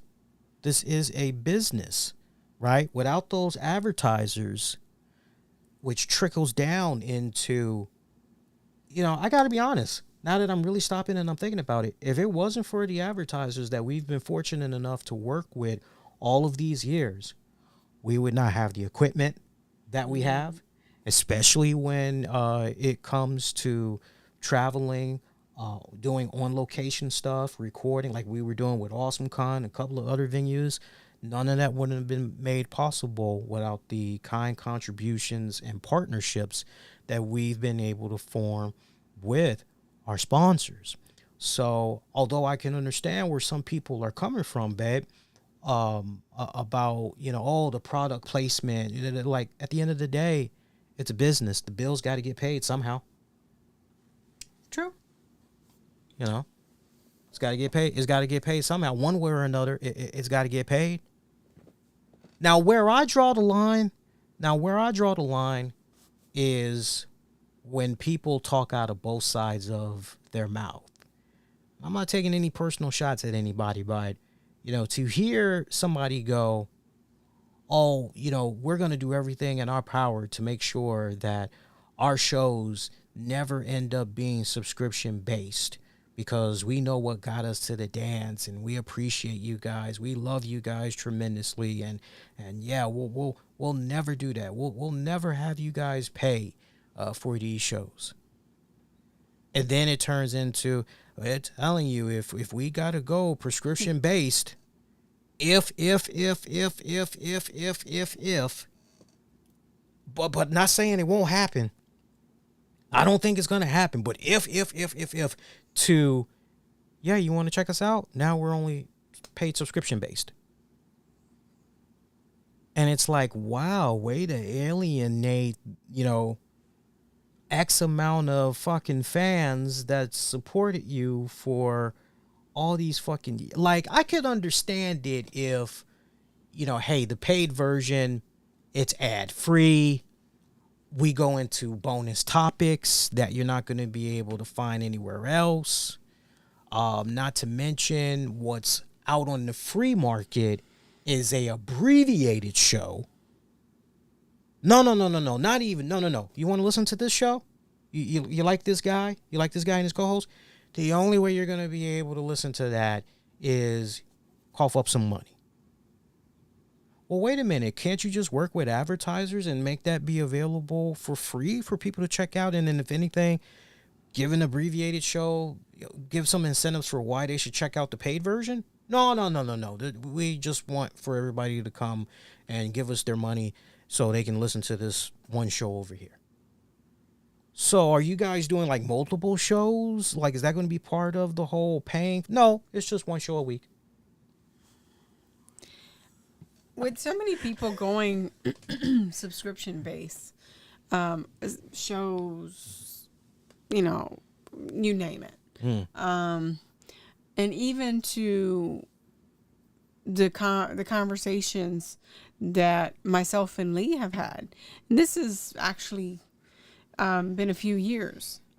But as far as, whether we keep some portion of the subscription base with the shows, it just really depends on, what you're offering. If you're only offering one show a week, and basically, okay, yeah, you have a pretty decent base, you're going to have to really bring it and really bring the level of the show up to make sure that you're going to have people subscribe. Yeah. Because for just a little bit, they're not going to do that. There's too many other things that are vying for the same pot of money. That's my whole point. That is my whole point. You summed it up perfectly. And then not to mention, you shouldn't have to go 100% full paid subscription base. You shouldn't have to do that unless, like, you are really, really hurting for money because you're trying to, you're trying to keep up with the costs of whatever, your website, paying the people behind the scenes, your co-hosts. Like, expenditures has just really gotten so out of hand that, because like I always tell people, and this is the number one mistake that I see. I think we're pretty much done talking about SummerSlam. You guys get the gist of like how some people are doing it. But if you guys want to call in that have seen the show and you want to call in, I have the number up in the chat in the episode description. But if you want to call in, even if you just want to call in, just, say hello to us. You can do that. 240-540-7150. But no, my whole thing is, and I always tell aspiring new podcasters this: if you're going to get into it, don't get into the industry thinking you're going to be able to make money off the break, because that's not how it rolls. Nope. Be prepared to grind, because it's going to take a couple of years. And I think the biggest testament to what I'm saying to you guys here tonight, or today, whatever, is look back to when the pandemic went down. There was such a significant increase in people going, well, I got to make money somehow. And then all of a sudden, we started seeing a surge of new podcasts just... And everybody was home. Right. Like, you just wake up one day and it's like, wow, I got herpes. That was all of a sudden all these podcasts that just came from out of nowhere. So, and a lot of them were under the impression that, oh, well, I can just command money. I can just do X, Y, Z. I can charge people this. I can charge people that. I see this person doing it. So, Sure. What the hell? And they realized real quick that, no, the money isn't going to just instantly like that. No. And then two, just because you've done a podcast, it doesn't mean that off the break, people are gonna fucking tune in. Like, you've gotta hustle, you've gotta hustle, you've gotta hustle. Well, And then only- once things got back to normal, those podcasts disappeared. Like 80% of those podcasts disappeared. Well, sure they did. First of all, most people went back to work. Number one. Number 2, they realized that they probably weren't making as much money as they thought they could. But what really is behind the scenes of all of that, and this is in so many areas that it's uncanny, but you don't realize what the person that you're looking to aspire to be went through before they had the success that they have now. And so with not knowing the grind and just seeing what they have, then yeah, you're going to think you can do that too. And yes, you can. There's no point. I mean, there's no rhyme or reason in reference saying you can't. But what you also have to realize, whether it be in podcasting, whether it be in marketing, whether it be in real estate, whatever, all of that, there is a absolute grind behind that. And it's not, you didn't talk about a couple of days. You're talking about years. Right. Years. Unless you're fortunate enough to Unless rub you're elbows with the right people, which Exactly. expedites That. getting that money in your pocket and all that. Yes. To your point, yeah, it's gonna take some Because years. the other part of that in the podcasting part of it is, and then I told Lee this a long time ago, not only do they have to be interested in what you're talking about, that's number one. Number 2, they have to buy into you, Right. the talent. Yeah. So It's so funny. I'm reminded of when Daryl is a former co-worker of mine. It's so funny. I remember when Daryl found out I was in podcasting. Oh man, I got this idea, I got that idea. I'm trying to do this, I'm trying to do that.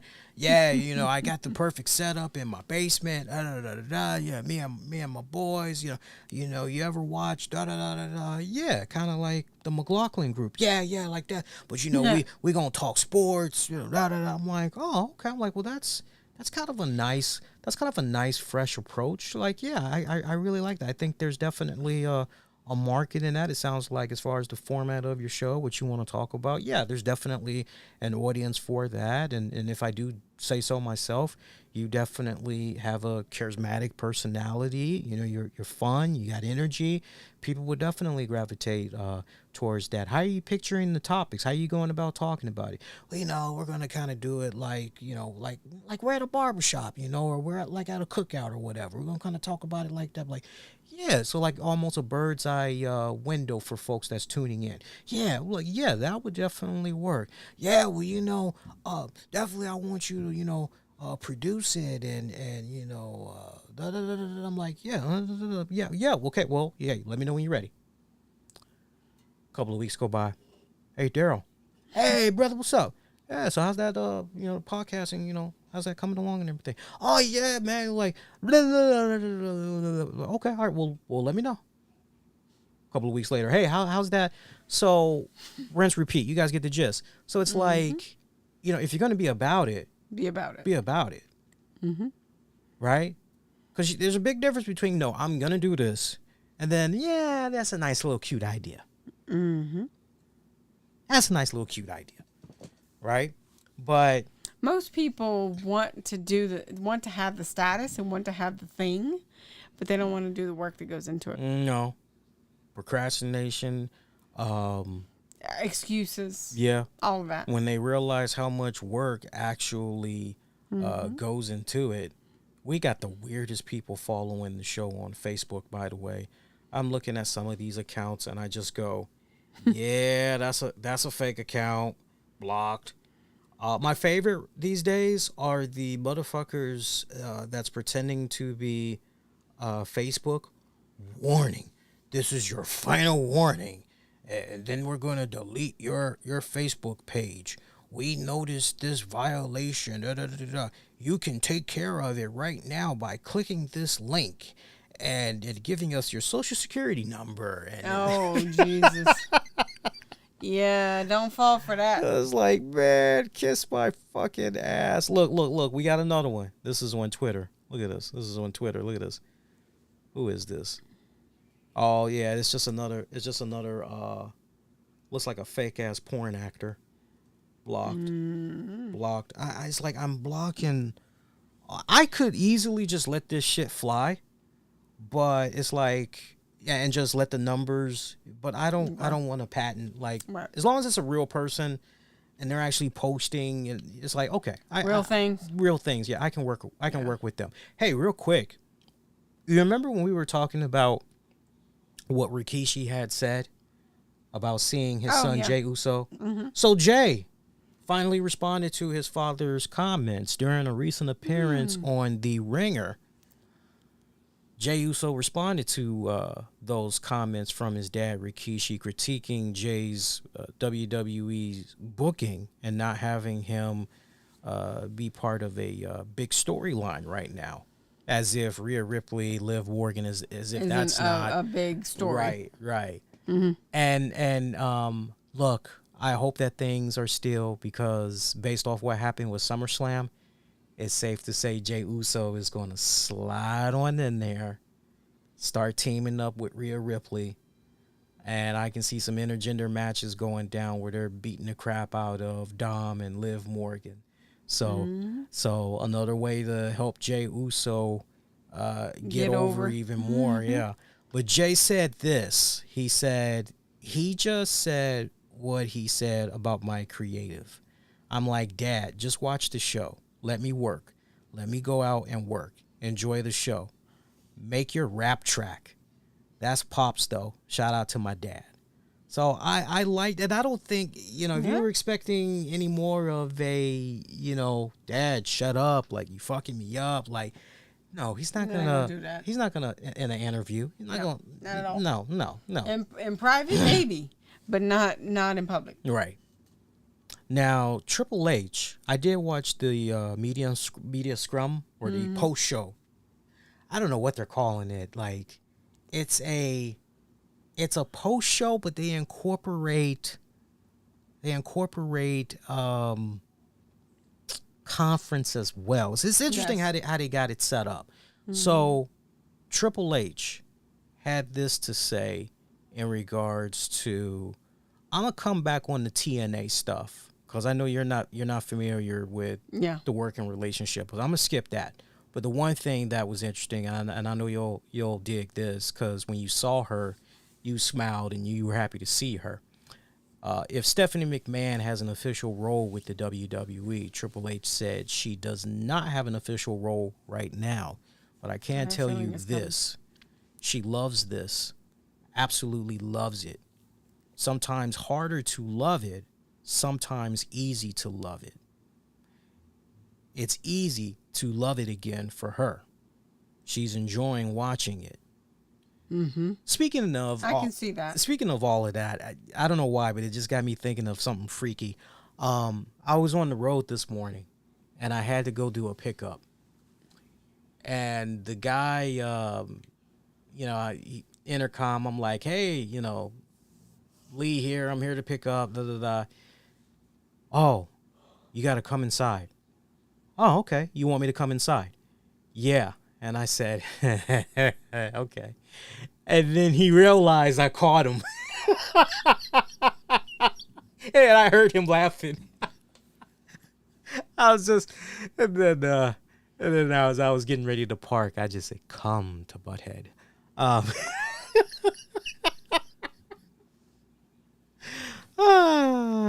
She's enjoying coming to the shows, seeing everybody in the back. She loves it. If I'm the little kid booking or writing, however you want to say it, but she's sitting next to me, a little kid, enjoying it and loving it, it's been her whole life since she was little. Very true. No official role right now. Right now, her official role is enjoying our kids getting too old too fast, but we'll see what the future holds.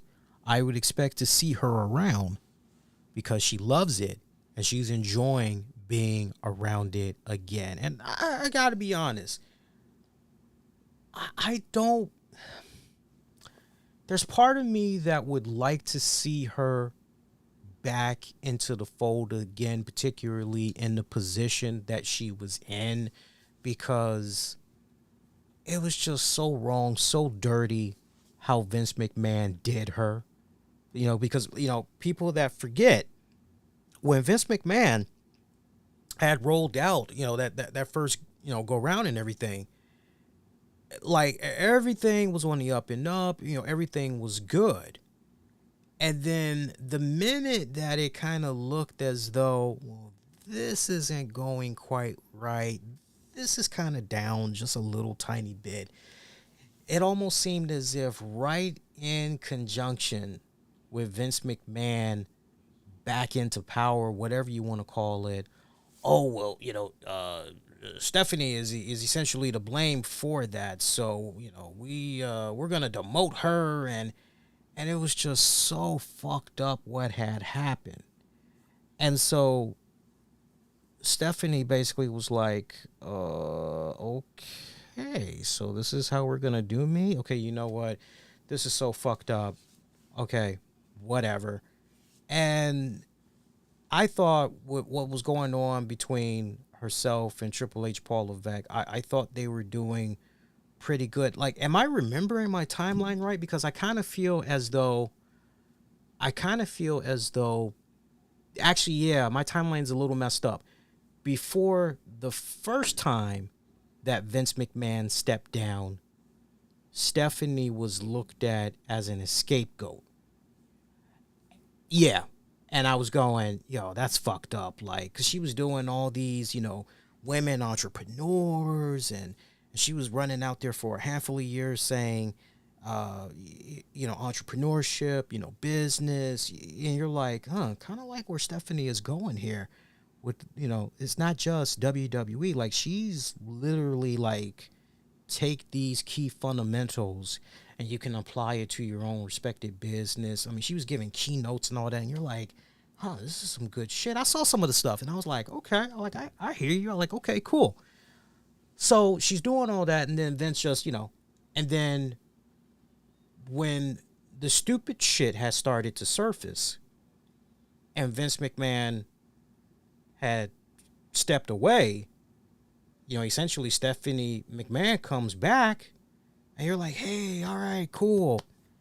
Vince McMahon comes back, and Stephanie's like, I'm going to go pursue a life outside of. And I think in retrospect, that probably had to be really hard for her, because this is her dad. And that probably had to be really hard for her to say to her own father, look, this is really bad. You need to step down. Like, you need to get ahead of this. Like, the company needs to move forward because we're still here. Look, if you remove yourself from this. And I guess he didn't appreciate being told by his own family. And so he tried to come back, and Stephanie's like, yeah, like this. I guess Stephanie knew shit was about to get hotter, and she just decided to. So remove herself. So I get what he's saying about, hey, sometimes she loves it, and and in other times it's really hard to love it. I get what he's saying in between the lines, and I hope a lot of people get that as well, because I think that's going to be something that is greatly overlooked when people are going over SummerSlam weekend. Because I can just see people going, oh, from the media scrum, the future of John Cena was mentioned, and like, I don't see enough people that's going to be dissecting the hell out of that. It sounds like what he's saying is, and I definitely want you to jump in, but I don't mean to rant, but it just sounds to me like he's saying, look, she's in a really good headspace, emotional space right now. Like, hey, it's on the table, but right now she's just enjoying being a mom. She's just enjoying being a wife. Like, she's cool where she is, but, make no mistake about it. She's still sitting there right beside me whenever I'm booking this stuff, just all giddy, Yeah. So my takeaway from it is definitely it was great to see her. You know, it's funny. She was absolutely between a rock and a hard place before. You know, trying to take this business to a different level, a different place, so on and so forth, as a family. This before TKO, it was a family business. So trying to move that business forward and then knowing on the horizon you've got a fucking atomic bomb coming at you. And you've already been made the scapegoat once. You know, if I was her, I'd probably have done the same thing. Because I'm not going to basically be made to be the scapegoat for your shortcomings. I'm just trying to run this business. Right. And this is what I've been brought up to do. This is what you've taught me to do, you know, between you, my father, and then, of course, Paul, which being, you know, Triple H. So I'm trying to make the best out of a bad situation. And yes, I can't even imagine how hard that is. That was to split the decision making for the business and then split it to the other half of being personal.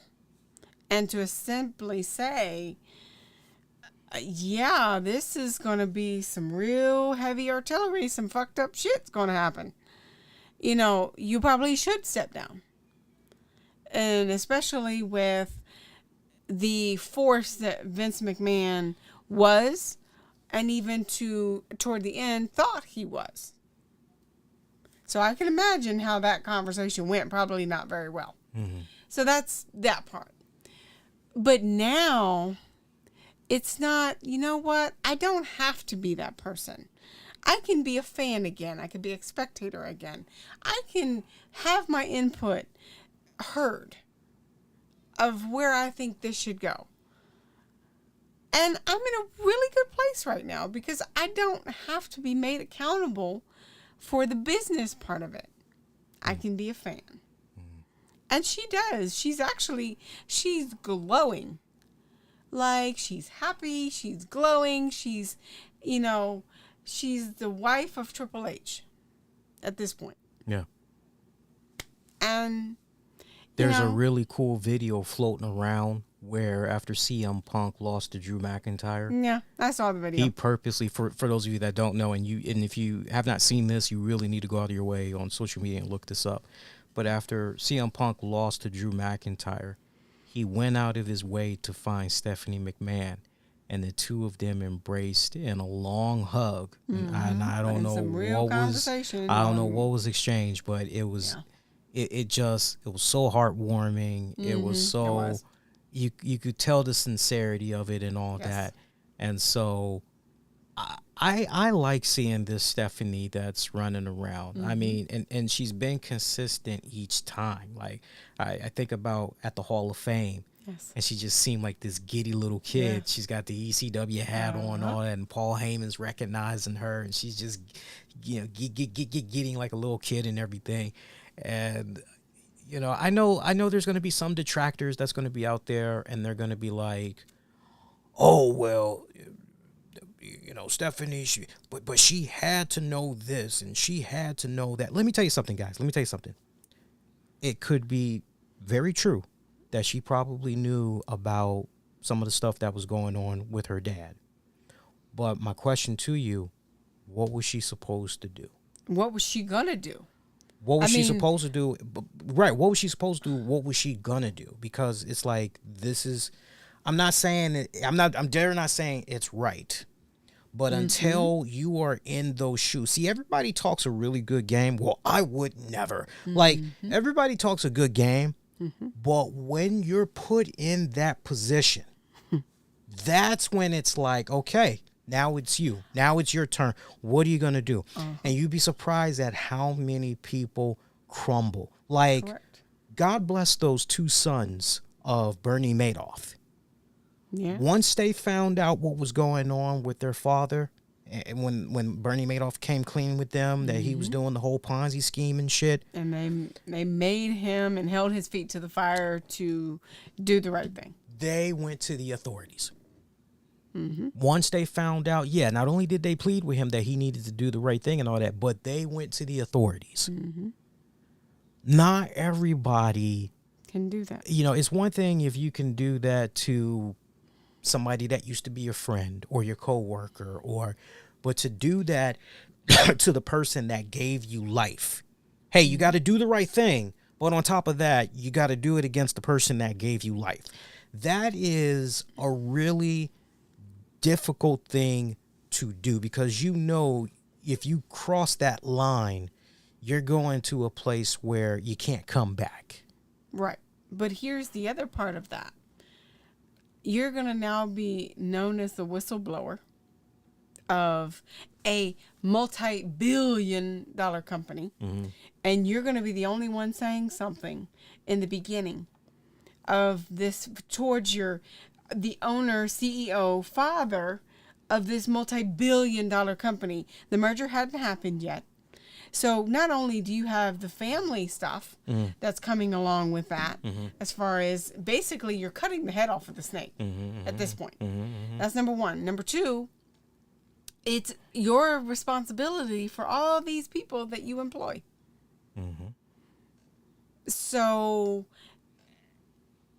without another company in sight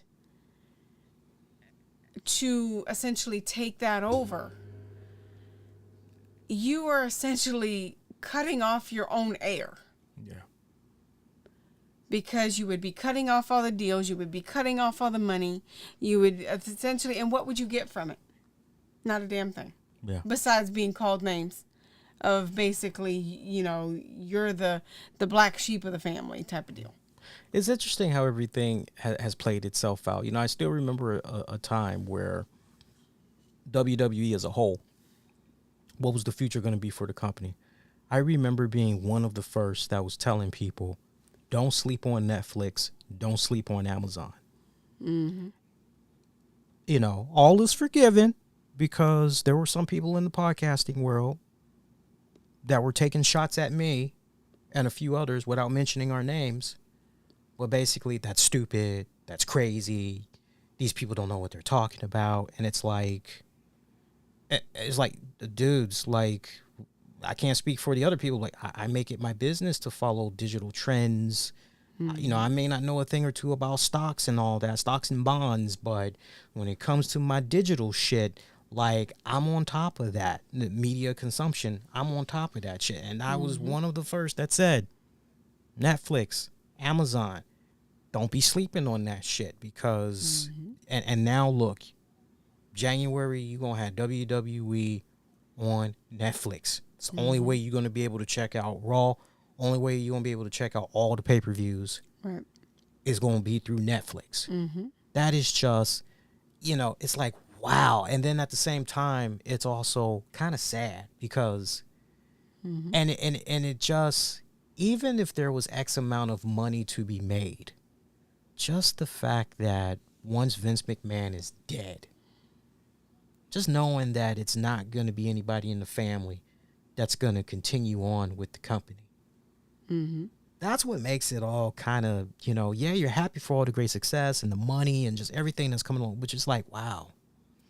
After 70 plus years, 80 plus years, whatever the fuck it is, it's like, it's no longer a family-owned business. It's no longer a family-owned business.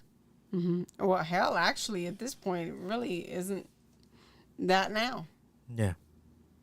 I mean, yeah, he's part of the family, but it's not a McMahon. No. And to the point where, one didn't want it. The one who did want it, it was almost like, no, you sit down. It actually. Say it. It's the perfect example. Say it. Of. Say it. Oh Lord! Well, I'm smart. I can do things. That's not where I was going, but that's also a very valid point. It was Tommy's Power Book and Vivian or whatever her name is.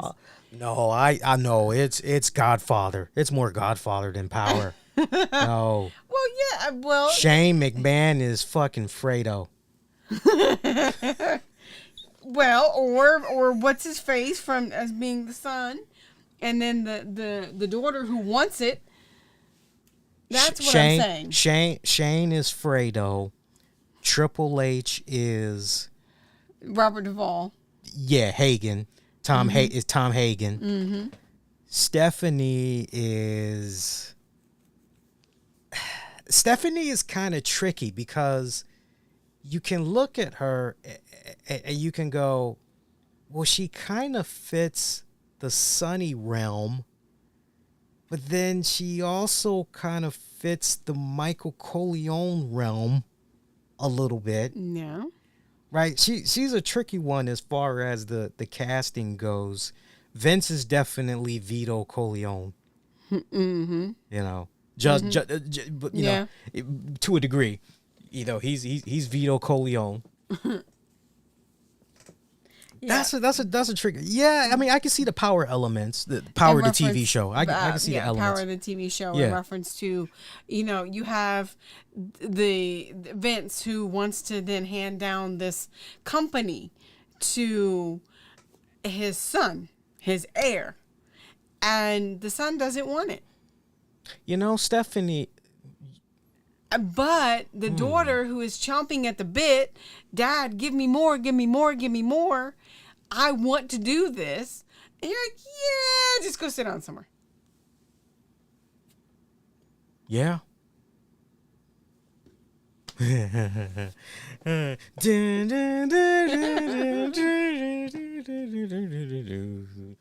Oh, fucking hilarious. So, but, you know, that's just is my 2 cents from a distance. Now, you know, obviously, Lee has talked a little bit about the Tony Khan and McMahon. Shane McMahon. Shane McMahon. Their meeting.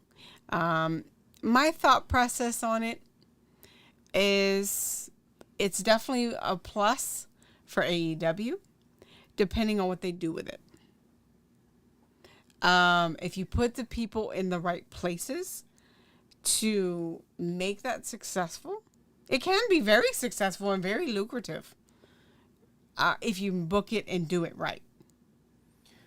I just wish people would stop going, yo, Shane McMahon in AEW, man. Oh, man, I can't wait to see Shane versus Darby Allin. I can't wait to see Shane versus Christian. I can't wait to see Shane versus Jeff Jarrett. Yo, can you picture a stable with Shane McMahon and MJF? First of all, Shane isn't going to be a jobber. Let alone a wrestler. Right, in-ring talent. Yeah. That's, you know, week in, week out. You want to cosplay as a wrestler, go make a YouTube channel and get in front of a fucking green screen would be my advice to Shane McMahon. Right. If he's going to be sleeping in bed with AEW and Tony Khan, he best be going in there. I said it on the show. He better go for the Jack Lord deal. And for those of you that don't know what I'm talking about, Jack Lord from Hawaii Five-0, the original series from back in the late 60s, early 70s or whatever. Gene Roddenberry, creator of Star Trek, when it came to his original choice for Captain Kirk, he wanted Jack Lord. And he knew because of Jack Lord's military background, all that stuff, not to mention the look, he knew that, this dude would nail it as Captain Kirk. And when he pitched it and all that to Jack Lord was very interested. But where Jack Lord lost out because he overplayed his hand, Jack Lord wanted a extremely lucrative deal. And then, two, he wanted a back end of residuals from the series. And on top of that, he wanted ownership. He wanted a certain percentage of ownership. Mm-hmm. And Gene Roddenberry was like, lick my nuts, and went in a different direction. Mm-hmm. And the rest is pretty much history. Shane McMahon needs to be Jack Lord. He look, his theme song when he goes in to talk with Tony Khan, if it hasn't already happened already, his theme song that he needs to be playing on a big ass boom box to the next Tony Khan meeting. However you want it, however you need it, however do you want it, however do you need it, like, you know, like, how bad do you want it, how bad do you need it? Like, he needs that type of anything less. Fuck out of here. This whole notion though about him being a full-time wrestler. Can you just first of all, can you picture Shane McMahon? No. No, but I'm saying, just everybody close their eyes for a second. Can you just imagine Shane McMahon in an AEW ring and he's supposed to lock it up with motherfuckers as a wrestler?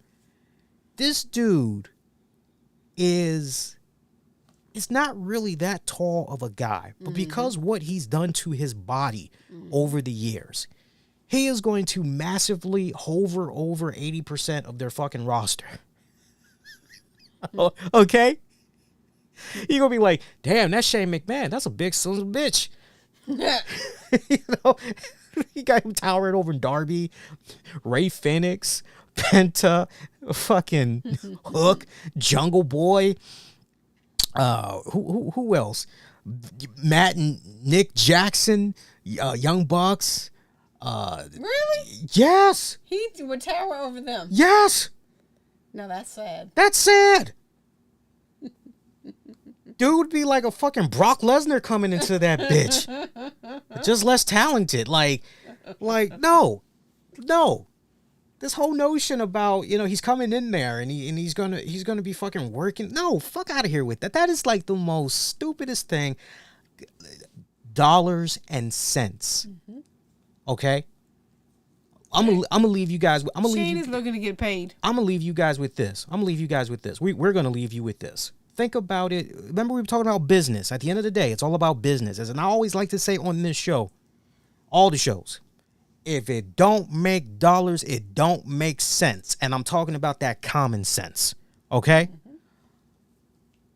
Tony Khan's going, beautiful, terrific, superb, marvelous, scrumptious, edible, as far as their working relationship with WBD. Well, all due respect, Tony Khan, and fuck you to the thousands of reporters that's out there and the podcast that's out there that continue to want to play fucking footsie with Tony Khan. So do you think we can get Hook on the show? Can we get access to come on our podcast? And you know, it's like, you know, like you seeing Tony Khan do these interviews on shows that only got like 200 subscribers, 5 views for a video. Why is Tony Khan doing this? Who's whoring him out here? Like what? That's because they will play fluffy with this motherfucker. Because real motherfuckers would go, hey, Tony, you said everything was marvelous, scrumptious, edible, delicious with your relationship with Warner Brothers Discovery. Yet no new deal has been worked out. Right down to the point, you got a report that's out there that went down like 2-3 days ago. The negotiating window has now expired. So Tony Khan can now entertain other offers, if there will be any. Now, I'm not knocking, I'm just saying. But he can entertain other offers from other cable providers, TV providers now. It's like, oh, so if everything was good, like, and then furthermore, like, when's the last time you actually remember Tony Khan going, I always like to say on this show, cash flow positive. When's the last time Tony Khan was like, oh man, you know, look, hey, AEW sales for quarter 2 of 2023, 2024, we brought in blah, blah, blah, blah, blah, blah, blah revenue. Yakety smacky. Like, you've never heard him. The most positive thing that you will hear him say is, for the pay-per-view, the gate, you know, we got in the pay-per-view buys, you know, we got But like where it really counts the most, all the money that Shad Khan fronted him to start up AEW. Oh, it's a 5-year investment. I'll be able to give the money right back to my dad. All right, here we are 5 years later. Ain't paid back Shad Khan yet. Still seeing a shit ton of red. And probably borrowing more money. There's like some expenditure report that was out there. I got to see if I can dig it up. But I'm like, wow, they're losing this much weekly just on talent alone when it comes to the hotel, like travel arrangements, valet, like all that shit. Like, wait, they're losing this much on, like, what the fuck? You spent all this money on Will Ospreay. You spent all this money on bringing in Adam Copeland, Edge, and this person. And you gave a shit ton of money. You basically just gave a blank check to Mercedes Moné, and said, please, won't you shit in my mouth? And she does, and she's laughing at the same time. Wouldn't that be funny, by the way, if it turns out she's dating Tony Khan? Yeah. Because she just talked about how she got a divorce from, she acts like she was in Tortureville or whatever when it came to her husband, who, let me see if I got this straight.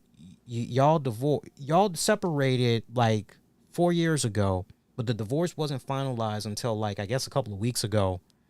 And this motherfucker been making your outfits this whole time. I'd have been like, bitch, lose my number. That wouldn't have been me. That wouldn't have been my black ass. No, I've been like, lose my number. You're going to roll like that, you can lose my number. But wouldn't that be something if she was dating Tony Khan? Like, I would not be surprised to hear that she's been dating somebody. Had a hard on for Jade Cargill. Shit, Tony Khan wouldn't have known what to do with Jade, even if she was available. That's too much woman for him. I think Mercedes Moné is too much woman for him. He I was just talking about Dominic Mysterio and Rhea Ripley earlier. Shit. Poor Tony Khan on his hands and knees. Yes, Miss Moné. Yes. Nobody does it better. But no, seriously, like, all joking aside, like, so much red AEW has. So much red. The failed video games. You couldn't even do a free sponsorship that was handed to you on a silver platter, right? With Ric Flair and his energy drink bullshit. Like, what are you going to do now? Are you going to bring in Hulk Hogan, sponsored in part by Real American Beer? Are you going to, you going to do that next? You going to resurrect the My Pillow guy? Like, what are we going to do next? Right? Like, seriously. I want the company to do well. Mm-hmm. For all the men and women that's there. I want for them to continue to have that alternative and all of that, but we got to put a curb stomp to all this silliness that's been plaguing this company for year after year after year, to the point that you said earlier, put the right people in place and the rest will fucking follow. And that's the sad part. He's got the people. Mm-hmm. He's just not putting them in the proper place. He's not delegating properly. And if Shane McMahon is going to go in there, then it needs to be, look, I have creative input. I got say. You can't fuck with whatever I decide. I want to, hey, creatively with the talent, storylines, angles, like for you and me, we both have to be in an agreement. If we're both not in agreement, then, we are going to be at that stalemate until we figure out what can be done in the best of interest to getting those characters, that angle over, right? You can't just go into it, I'm going to be an on-air talent. Now, that's great if you want to, if you want Shane to be an occasional authority figure and all that, that's fine. But we don't need to see his ass out there wrestling. And no, we need for him to, dude, the playbook. You were beside your dad for X amount of years. We need to tap into your mind. What works, what doesn't work, what's been untested, and let's have at it.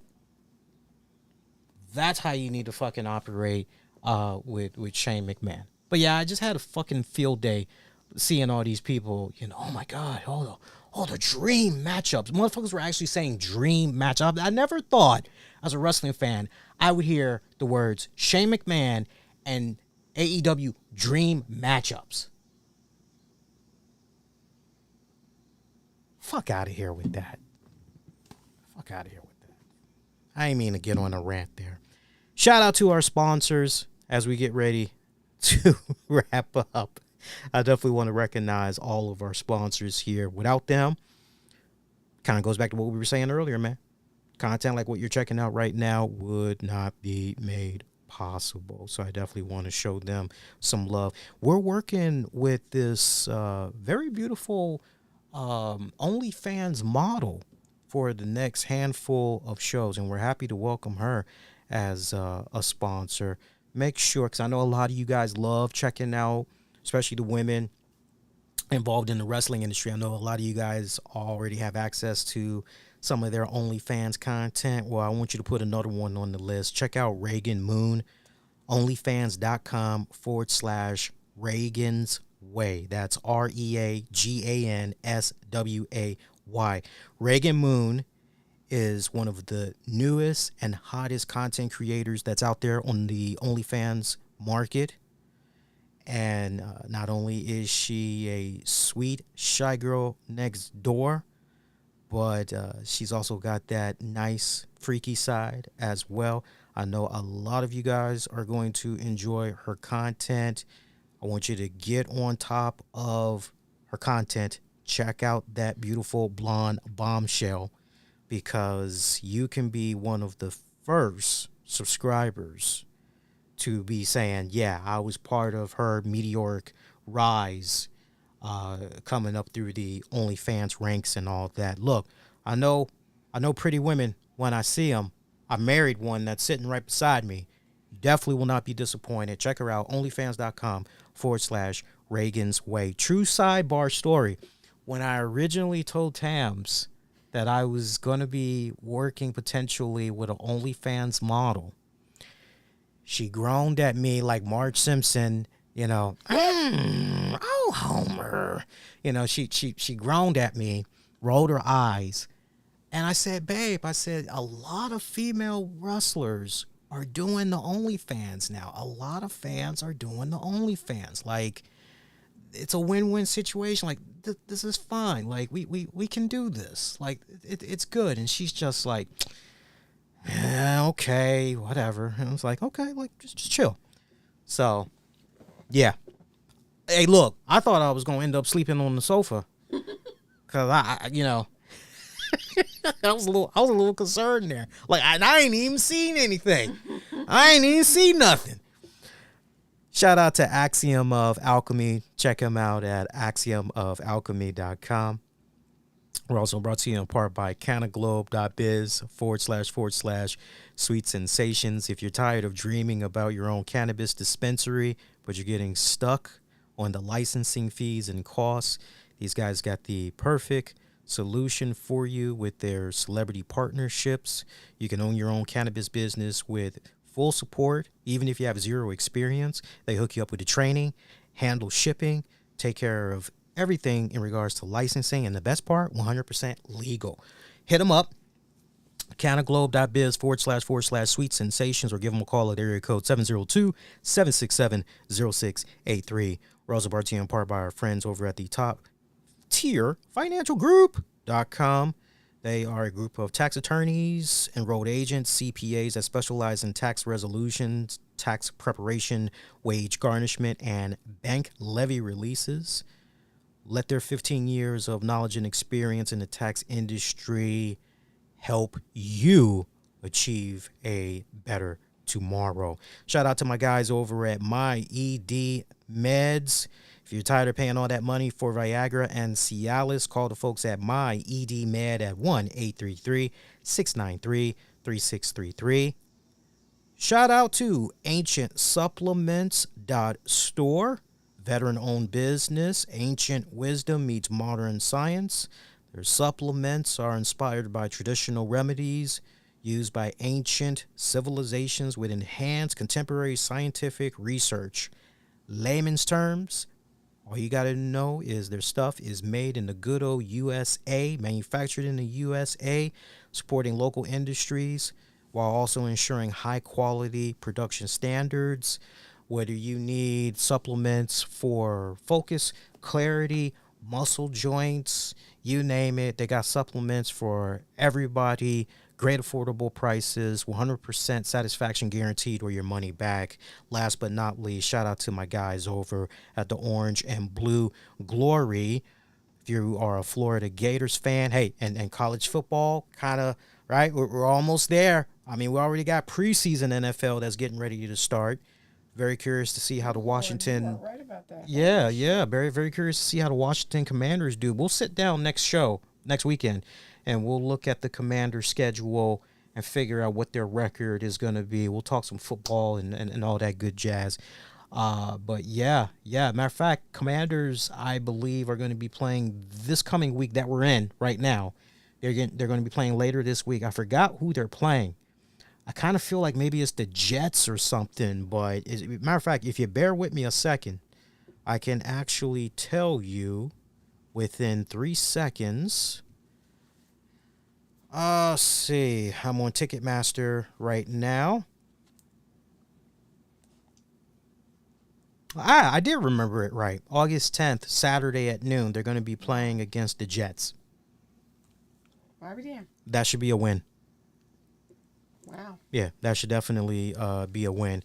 But if you are a diehard Florida Gators fan, you just love checking out all things college football, definitely check out the Orange and Blue Glory Facebook page. It's a great, vibrant Facebook community page dedicated to all things Florida Gators. We appreciate, again, all of these great sponsors and working with us. Oh, I almost forgot. Shout out to the Flora Slicer. Shout out to them as well. Go over to floraslicer.com. That is a really cool little nifty thing that they've got going on there. So imagine being able to take a portable blender with you that's in the form of a cup as you're on the go. That sounds crazy, right? But that's what the Flora Slicer pretty much does. And it's really freaking badass. You know, you can basically blend, take your refreshing beverages with you on the go.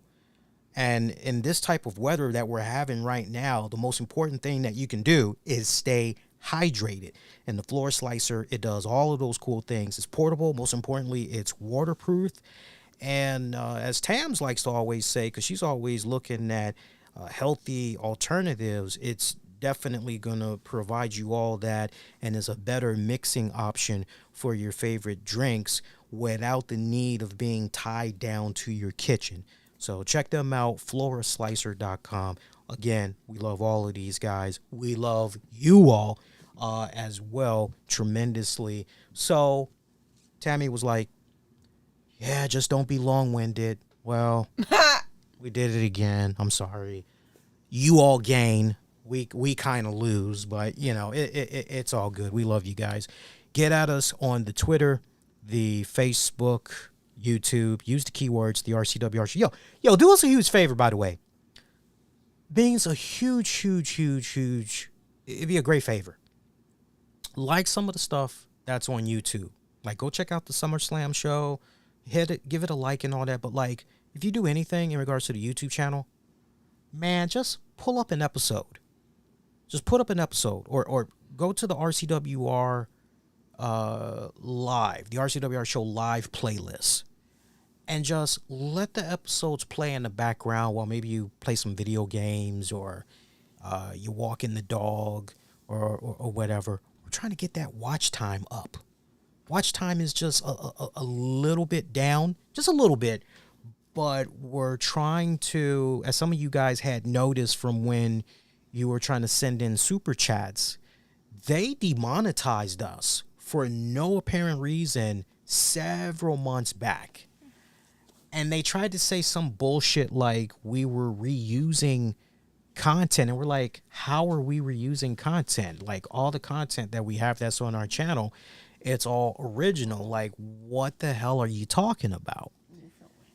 And, you know, I'm doing the research. At one point, I actually talked to YouTube support, and they did not give a definitive answer. Like, they were not able to point out and say to me, okay, this content right here, this got flagged. This is a prime example of what we're talking about when it comes to reused content. And so I had to scrutinize the channel for about a month and a half, trying to figure out, well, what is it that they're talking about? I know part of it was content that does not have any commentary added to it, you know, like you're reviewing something or whatever. And one clip that came into mind was when Tom Brady announced his retirement. I remember I had shared a clip on the YouTube channel. Well, apparently they don't like stuff like that. And it's like, okay, so because of stuff like that? And there was only like maybe 5 instances where I uploaded a clip that didn't offer any commentary or whatever. But YouTube is basically like, well, because of these handful of pieces, the whole channel is demonetized. Petty, right? Yeah, but that's how they roll. Anyway, part of the requirements to get the monetization active again is got to have a certain amount of watch time. We filled out all the other criteria except for the watch time. So have the shows playing in the background on YouTube. Hell, you can get ready to go to bed. Oh, let me put this on. It'll help us out. That way, ultimately, if you want to, you know, give us a super chat, you'll be able to do so again. But if you read the episode description, you can hook your brother up in the meantime. I take PayPal. I take Cash App. I don't take Bitcoin yet. I ain't never going to take Bitcoin. You can miss me on that Bitcoin. That Bitcoin don't do shit for me. She's a beautiful and a lovely Tammy. Lee Sanders here. Wishing all of y'all to be safe. Most importantly, be kind to one another. We'll see you guys next go round. Adios, y'all.